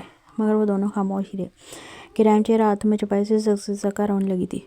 रोना बंद करो गुड़िया, सब ठीक हो जाएगा। मरहान ने उसके सर पर हाथ रखा और नुमान अली को इशारा किया कोई इसे बाहर ले जाए और ज़ोर ज़बरदस्ती उसे कुछ खिला पिला दे। तब नुमान उसे ज़बरदस्ती बाहर ले गया, जबकि बरहान बयान के करीब आकर बेड पर बैठा और इसके कैनोला लगी हाथ पर अपना हाथ रखा। बरहान ने यान की तबीयत खराबी की इत्तला अब तक किसी को भी नहीं दी थी। ज़ाविया ने कहा था आज वो बहुत खुश है तो सारा वक्त अपनी फैमिली के साथ स्पेंड करेगा। बरहान और ज़ाविया ने तो इनारा और ज़रमी की सरप्राइज़ मुलाकात तक का प्लान कर रखा था, इसलिए बरहान नहीं चाहता था कि इसके स्पेशल मोमेंट्स ख़राब हों। हालांकि वो जानता था इस बात की भनक तक ज़ाविया को पड़ गई तो वो सब कुछ छोड़ छाड़ हॉस्पिटल चला आएगा या बाद में पता चलने पर बरहान की हड्डियों को चूमर बना देगा। बरहान ने एल्फ को भी इत्तला नहीं दी कि जानता था वो भी अपने मसले मसाइल सुलझा रही होगी। रही बात ज़िया, ज़ैन और मुल्क की, तो वह इन्हें सुबह इत्तला देने का इरादा रखता था। वो इसी सोच में गुम था जब यान ने धीमे से अपनी आंखें खोली थी। सामने बरहान दिलशेर को खुद पर झुके देख वो नरमी से मुस्कुराया था। बरहान ने उसकी जानिब नामी शिकायती निगाहों से देखा था। ये सब क्या था यान, वजाहत देना पसंद करोगे? उस वक्त बरहान के लहजे में कितनी कोर्ब अजियत थी जिसे महसूस कर यान ने खुद को पछतावों के समंदर में खोता जान होते महसूस किया। आखिरी गलती समझ कर माफ़ कर दें, वादा करता हूँ आइंदा ऐसा कुछ नहीं होगा। यान ने धीमे मगर अटल और पुख्ता लहजे में कहते बरहान का हाथ अपने हाथ में लिया तो बरहान दिलशेर के तन्ने असाब ढीले पड़े। अभी कुछ दिनों में तुम और तुम्हारी चौधराइन फिर से लड़ पड़ोगे और तुम निकल पड़ोगे टैबलेट भाग रहे है ना। बरहान दिलशेर ने दांत पीस कर कहा तो वो हल्का सा कहकर लगा कर हंस पड़ा। नहीं, तमाम गुबार धुल चुके हैं, अब तो सुलह सफाई होनी है। और वैसे भी अब मैं इस टेढ़ी कीड़ को अपने तरीके से हैंडल करूँगा, न कि खुद को कोई नुकसान पहुँचाकर। यकीन करें, यान ने शरारत भरे लहजे में कहते बरहान का हाथ हल्के से दबाया। बरहान ने एक आईब्रो हिचकाई, तब वो भी संजीदा हुआ। यकीन करें, मुझे नहीं पता था इतना इफेक्ट हो जाएगा, मगर मैं वादा कर चुका हूँ आइंदा ऐसा कुछ नहीं करूँगा। यान ने बरहान की आंखों में आंखें डालकर वादा किया तो बरहान ने जोकर इसका कुशादा सफ़ेद माथा चूमा। है कहाँ चौधराइन? यान ने पूरे कमरे में निगाह दौड़ाई तो बरहान दिलशेर ने एक सारी सी सांस अपने अंदर खींची। यकीन नहीं आता मैं वही बरहान दिलशेर हूँ जो तुम्हारी तरफ टेढ़ी निगाह से देखने वाले की आंखें निकाल लिया करता था और अब मैं रैम के साथ डांट टपट तक नहीं कर पाया। ये मार्जिन सिर्फ गुड़िया को इस वजह से मिला कि वो तुम्हारी मोहब्बत और कमज़ोरी है, नहीं तो तुम्हें यहाँ इस बेड तक पहुँचाने वाले के साथ जाने क्या कर बैठता। इसमें इसकी कोई गलती नहीं थी भाई, वो अपनी जगह बिल्कुल ठीक है। यान ने धीमे लहजे में कहा जानता हूँ तुम भी अपना गुस्सा ज़रा कंट्रोल में रखो, नरमी से पेश आओ, उसे स्पेस दो। आज मैंने नुमान अली के चेहरे पर अपनी बच्ची को लेकर फ़िक्र की परछाइयाँ देखी हैं। उसे अब अपना फ़ैसला गलत लगने लगा है। उसे शायद लग रहा है कि उसकी बेटी तुम्हारे साथ खुश नहीं है, तो अब भी वक्त है, संभल जाओ और अपनी और इसके बीच की तमाम गलतफहमियाँ दूर कर लो, नहीं तो। बरहान दिलशेर ने दानिस्ता जुमला अधूरा छोड़ा। मैं रैम को अल्लाह अंदर भेजता हूँ, तुम बात करो इससे, इतने में डिस्चार्ज स्लिप बनवा लूँ। बरहान कहता कमरे से बाहर निकल गया। यान की निगाहें कमरे के दाखिली दरवाजे पर मरकूज़ हुई। तब वो धीमे कदम उठाती लाल टमाटर चेहरा और सुर्ख रोई सूजी आँख के लिए कमरे में दाखिल होकर बेड तक आई थी। मुँह ऐसा बना रखा था जैसे अभी फिर से रो देगी। तब यान ने ज़रा सके से कर अपने पहलू में इसके लिए जगह बनाई।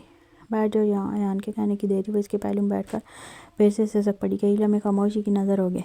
यान खामोशी से देखा गया, वो भी तो कुछ नहीं बोली थी, बस चुपचाप डार्क ब्लू अबाया और स्कार्फ में बैठी अपने लब को जलती हाथों की उंगलियां आपस में मोड़ती अपने आंसू पीने की कोशिश में हलकान हो रही थी। यान ने इसका एक हाथ नरमी थाम कर नरमी से उसे अपने दिल के मकाम पर रखा तो रैम के चेहरे पर हवाइयाँ उड़ने लगी। कुछ घंटों पहले मेरे बेहोश होने से कबल तुम मुझसे कुछ कह रही थी, मेरी तबीयत ख़राब थी तो मैं अच्छे से सुन नहीं पाया। मैं वो सब दोबारा सुनना चाहता हूँ, मुझसे वो सब दोबारा कहो रैम।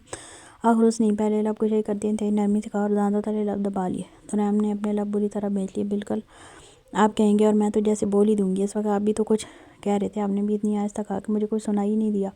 इसलिए रैम ने पहले बदलते जानबूझकर बात अधूरी छोड़ी। जानती हूँ मुझे तुमसे कब मोहब्बत हुई रैम? जब मैंने पहली मरतबा तुम्हें अपने किचन में देखा, तब जब मैंने तुम्हें अपने वाशरूम में देखा। मैं लड़कियों से नफरत करता था, मैंने औरत ज़ात पर से दोबारा अपने बचपन में ही खो दिया था। इसलिए तब पहली नज़र की मोहब्बत हो जाना और उसे कबूल कर लेना मेरे लिए तकरीबन नामुमकिन था। लेकिन फिर आहिस्ता आहिस्ता सब कुछ बदलता चला गया और जो जिसने कभी लड़की में दिलचस्पी नहीं ली थी वो मैं पूरी तरह दिलचस्पी लेने लगा। मैं ये कबूल नहीं कर रहा कि मुझे तुमसे मोहब्बत है, मगर मैं हर वक्त तुम्हारे बारे में सोचता था। मैं चाहता था मेरे अलावा कोई तुम्हारी जानिब नहीं देखे, कोई तुम्हें नहीं छुए। तुम्हारी जानिब मुखालिफ सिम से आती आवाज़ से भी मुझे चिढ़ होने लगी। इन दिनों जाने कैसे मगर ज़हन तुम्हारी तरफ अट्रैक्ट होने लगा।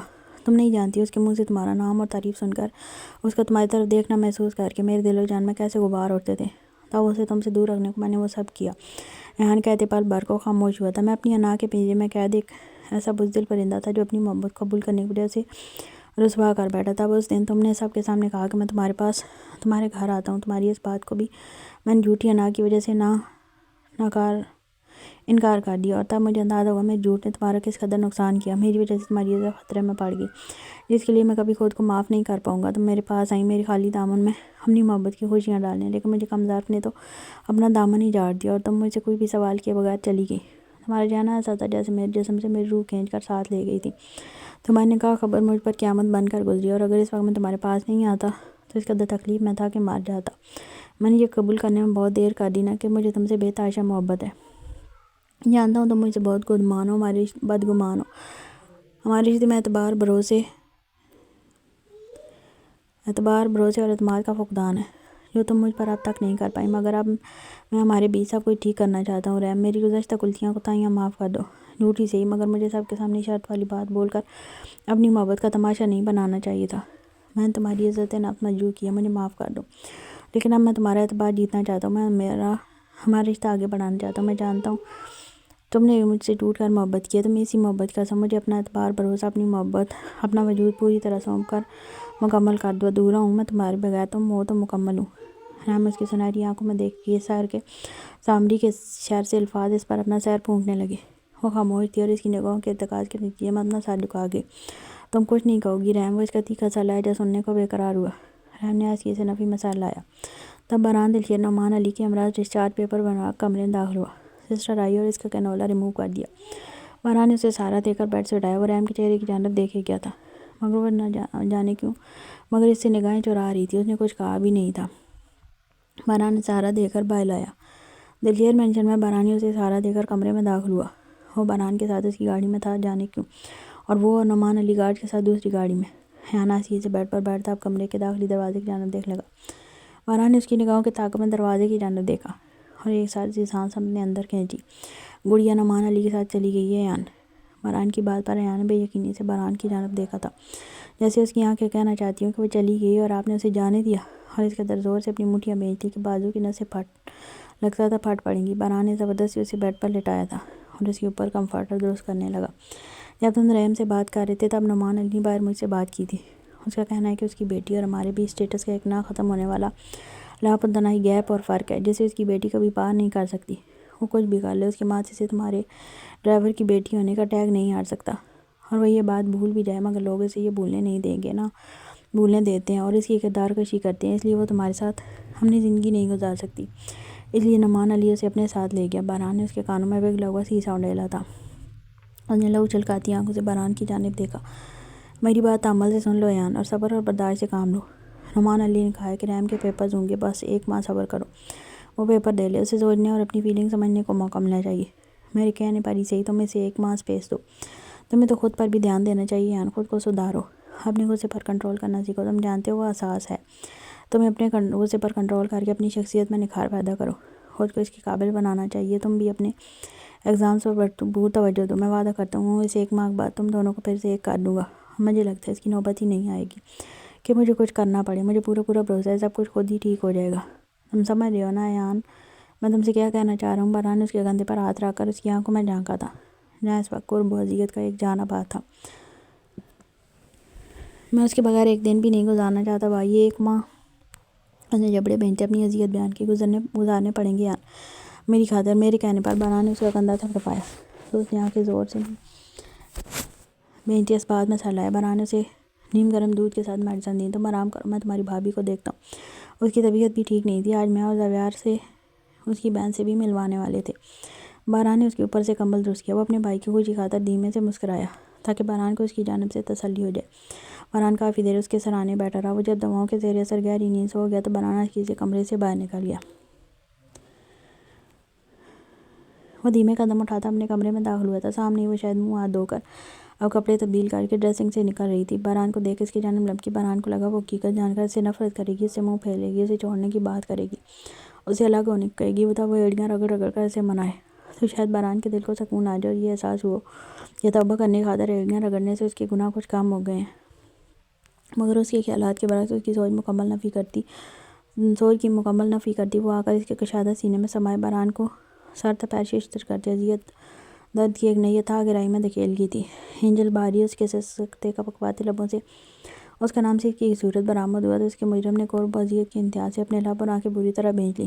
باران کو لگا اس نازک وجود کی اتنی نزدیکی سے اس کے جسم و جان ایک اندھے کی آگ سے جھلس جائیں گے، تبھی اس نے کندھوں سے تھام کر خود سے الگ کیا۔ ایہان بھائی کیسی ہیں؟ طبیعت ٹھیک ہے ان کی؟ انارا نے معصومیت کی انتہا کرتے اس کے چہرے کو اپنے ہاتھوں کے پیالے میں بھر کر نرمی سے پوچھا تھا۔ باران کو اپنے سینے میں وحشت کے ابال سے اڑنے لگے۔ وہ اس کا اتنا بڑا مجرم تھا، وہ کیسے سب کچھ نظر انداز کر کے سب سے یوں انجان بن سکتی تھی۔ باران نے اس کے ہاتھ اپنے ہاتھوں میں تھامے۔ وہ ٹھیک ہے، لیکن میرے پاس تمہارے لیے 2 سرپرائز ہیں۔ باران نے اپنی لال انگار آنکھیں اس کے چہرے پر گاڑ کر کہا۔ انارا کی آنکھوں میں حیرت بھری چمک تھی۔ وہ کیا؟ بتائیے نا۔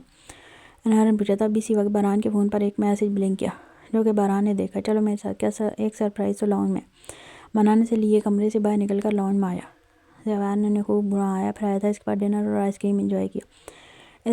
اس پورے وقت میں زیوان نے اپنی بے باک نگاہوں اور ذومعنی گفتگو سے اس کے ناک میں دم کی رکھا، مگر اس کے باوجود اس شخص کی سنگت اور قربت میں وہ جیسے اپنی پچھلی زندگی کی عارضیت بھول گئی تھی۔ تبھی اسے اب خود کو خوش قسمتی کے اعلیٰ درجے پر محسوس کر رہی تھی۔ یوں لگتا تھا جیسے دنیا جان کے خوشیوں کی دولت اس کے دامن میں سمٹ آئی ہے۔ اس شخص نے اس کی مانگ میں قسمت کے ستارے چرا کر باندھ لیے تھے۔ ابھی محمل فرنٹ سیٹ پر اس کی گود میں تقریباً اونگ رہی تھی۔ گاڑی واپسی کے راستے پر گامزن تھی جب زرمش کو کچھ غیر معمولی لگا۔ زاویار، اس نے اسے پکارا جو گہری سوچ میں تھا۔ جی میری جان۔ زاویار نے اس کی جانب محبت بھری نگاہوں سے دیکھا۔ یہ راستہ گھر کی جانب تو نہیں جاتا؟ ہم کہیں اور جا رہے ہیں کیا؟ ہاں، ہم دلشیر مینشن جا رہے ہیں، میرے دوست باران دلشیر کے گھر۔ زاویار نے اسے بتایا تو اس کے ماتھے پر انگنت بال پڑ گئی، جنہیں دیکھ کم از کم زاویار نے خوب انجوائے کیا۔ اب کا وہ دوست مجھے زہر لگتا ہے۔ زرمش نے منہ بنایا تو وہ کہکا لگا کر ہنسا۔ آپس کی بات ہے، مجھے خود وہ کمینہ زہر لگتا ہے، لیکن کیا کروں، گزارا کر رہا ہوں۔ وہ مسکین سی شکل بنا کر بولا تو پھر آپ ان کے گھر کیوں جا رہے ہیں اور مجھے بھی لے کر جا رہے ہیں، جبکہ میں اپنے منہ سے آپ کو کہہ رہی ہوں کہ وہ آدمی مجھے زہر لگتا ہے؟ وہ جھنجھلائی۔ کیونکہ آج کے بعد وہی آدمی تمہیں شاید جیسا لگے گا اور تم اسے بڑے بھائیوں والا مقام خود بخود دینے پر مجبور ہو جاؤ گی۔ زاویار نے سسپینس بھرے لہجے میں کہا۔ زرمش اس کی جانب دیکھ کر رہ گئی۔ اس آدمی کی شکل اور میں موجود گٹس بھائیوں والے نہیں ہیں۔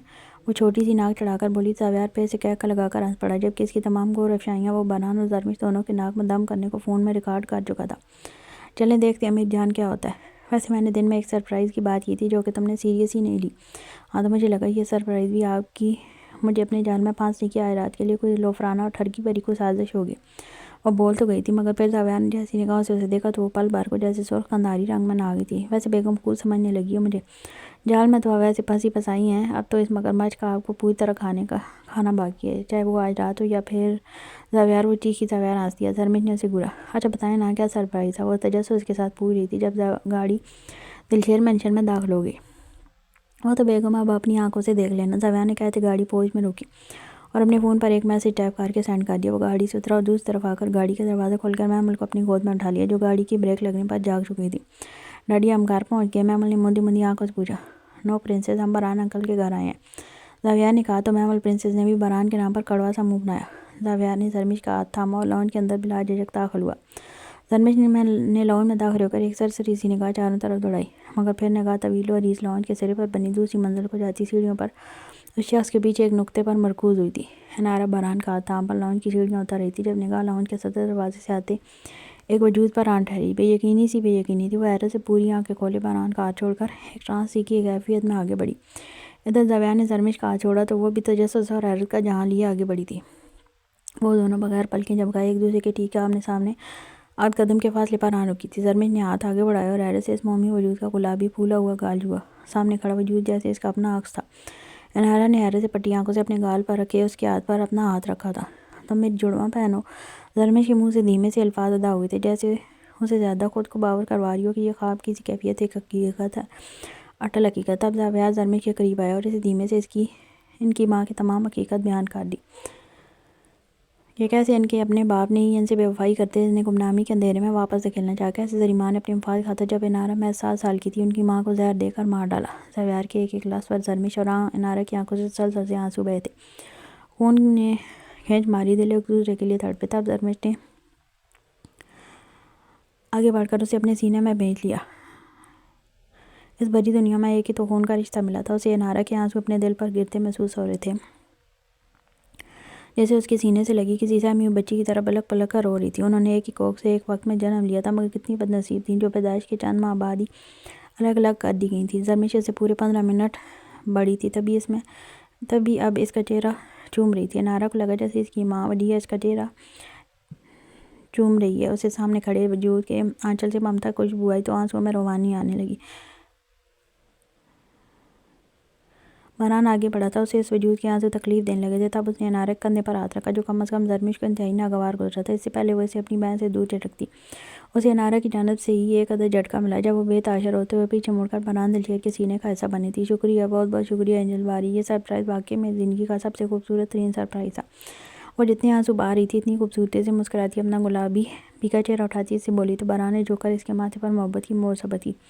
زرمش کی بھیگی آنکھیں ناگواری کے احساس سے سرخ ہونے لگی تھیں. انہیں ایسے مت دیکھو میری جان، دونوں میاں بیوی ہیں. زاویار نے جھک کر اس کی آنکھوں میں جا کر سرگوشی کی. زرمش نے جھٹکا کھاتے زاویار کی آنکھوں میں دیکھا تھا. تب زاویار نے انارا باران تک کیسے پہنچی ساری حقیقت سچ سچ زرمش کو بتا دی. تب وہ بھی زاویار کے کندھے سے لا کر پھر سے رونے لگی. انارا نے مڑ کر اس کے چہرے سے آنسو صاف کیے. رونا بند کرو اب تو تکلیف دور ہوگی، اب تو ہم سب خوش خوشی رہیں گے نا. انارا نے اتنی معصومیت سے کہا کہ زرمش روتے ہوئے بھی مسکرا دی اور اسے پھر سے سینے بھیج لیا. اس دوران محمل بھی حیرت سے اپنی ماں جیسے ایک اور وجود کو سامنے دیکھ حیرت سے اسے تکیے جا رہی تھی. زرمش نے زاویار کی گود سے محمل کو تھام لیا اور تینوں صوفے پر ایک دوسرے کے قریب بیٹھ گئیں. وہ آپس میں باتیں کرنے لگیں. زاویار اور باران نے دونوں بہنوں کو اکیلے چھوڑ دیا اور دونوں اسٹڈی روم میں چلے گئے. زرمش نے اسے محمل سے متعارف کروایا. رات زیادہ گہری ہو چکی تھی، تبھی محمل اس کی گود میں پھر سے گہری نیند سو گئے. تب زرمش نے انارا کو محمل کے بارے میں سب بتا دیا. انارا نے اسے جبکہ اس نے انارا کو اپنی زندگی کے بارے میں بتایا کہ اب تک انہوں نے کہاں اور کیسی زندگی گزاری تھی. کبھی آنسو تھم جاتے، کبھی ایک دوسرے کے دکھ پر پھر سے بہنے لگتے. جیسے یقین کرنا مشکل تھا کہ یہ سب ایک حقیقت ہے. وہ کافی دیر ایک دوسرے کے دکھ سکھ آپس میں شیئر کرتی رہی اور پھر وہ دونوں پھر سے لانج میں داخل ہوئے تھے. بس کریں بیگم، کچھ اگلی ملاقات کے لیے بھی سنبھال رکھیے. زاویار نے ماحول کو ہلکا پھلکا کرنے کو مسکرا کر کہا تو وہ دونوں بھی نم نگاہوں سمیت مسکرا دی. زاویار، میں انارا کے پاس رکنا چاہتی ہوں. زرمش نے روان سے ہوتے کہا. صبح باران انارا بھابی کو پہلی فرصت میں ہمارے گھر بھیجے گا، یہ وعدہ کر چکا ہے مجھ سے. زاویار نے کہا تو زرمش نے آہستگی سے سارا اسبات میں ہلایا. زاویار نے ان سے اجازت چاہی اور آگے بڑھ کر محمل کو گود میں اٹھا کر کندھے سے لگایا. زرمش انارا سے پھر سے لپٹ کر رونے لگی. انارا کے آنسو بھی تھمنے کا نام نہیں لے رہے تھے. تب وہ دونوں ایک دوسرے سے الگ ہوئے. واقعی زاویار نے ٹھیک کہا تھا. صورتحال ہی کچھ ایسی پیدا ہو گئی تھی کہ زرمش اس ناپسندیدہ ترین شخص کو اب عزت دینے کی پابند ہو چکی تھی کہ جس نے اس کی بہن کے لیے اتنا کچھ کیا تھا اور اب وہ اس کی نگاہوں میں ہی معتبر ٹھہرنا تھا. تبھی شرافت سے اسے اللہ حافظ کہا تھا. باران نے آگے بڑھ کر اس کے سر پر ہاتھ رکھا تو زرمش کو مزید حیرت ہوئی اور اچھا لگا. وہ دونوں وہاں سے اپنے گھر کے لیے رخصت ہوئے تو باران واپس اسٹڈی میں چلا گیا.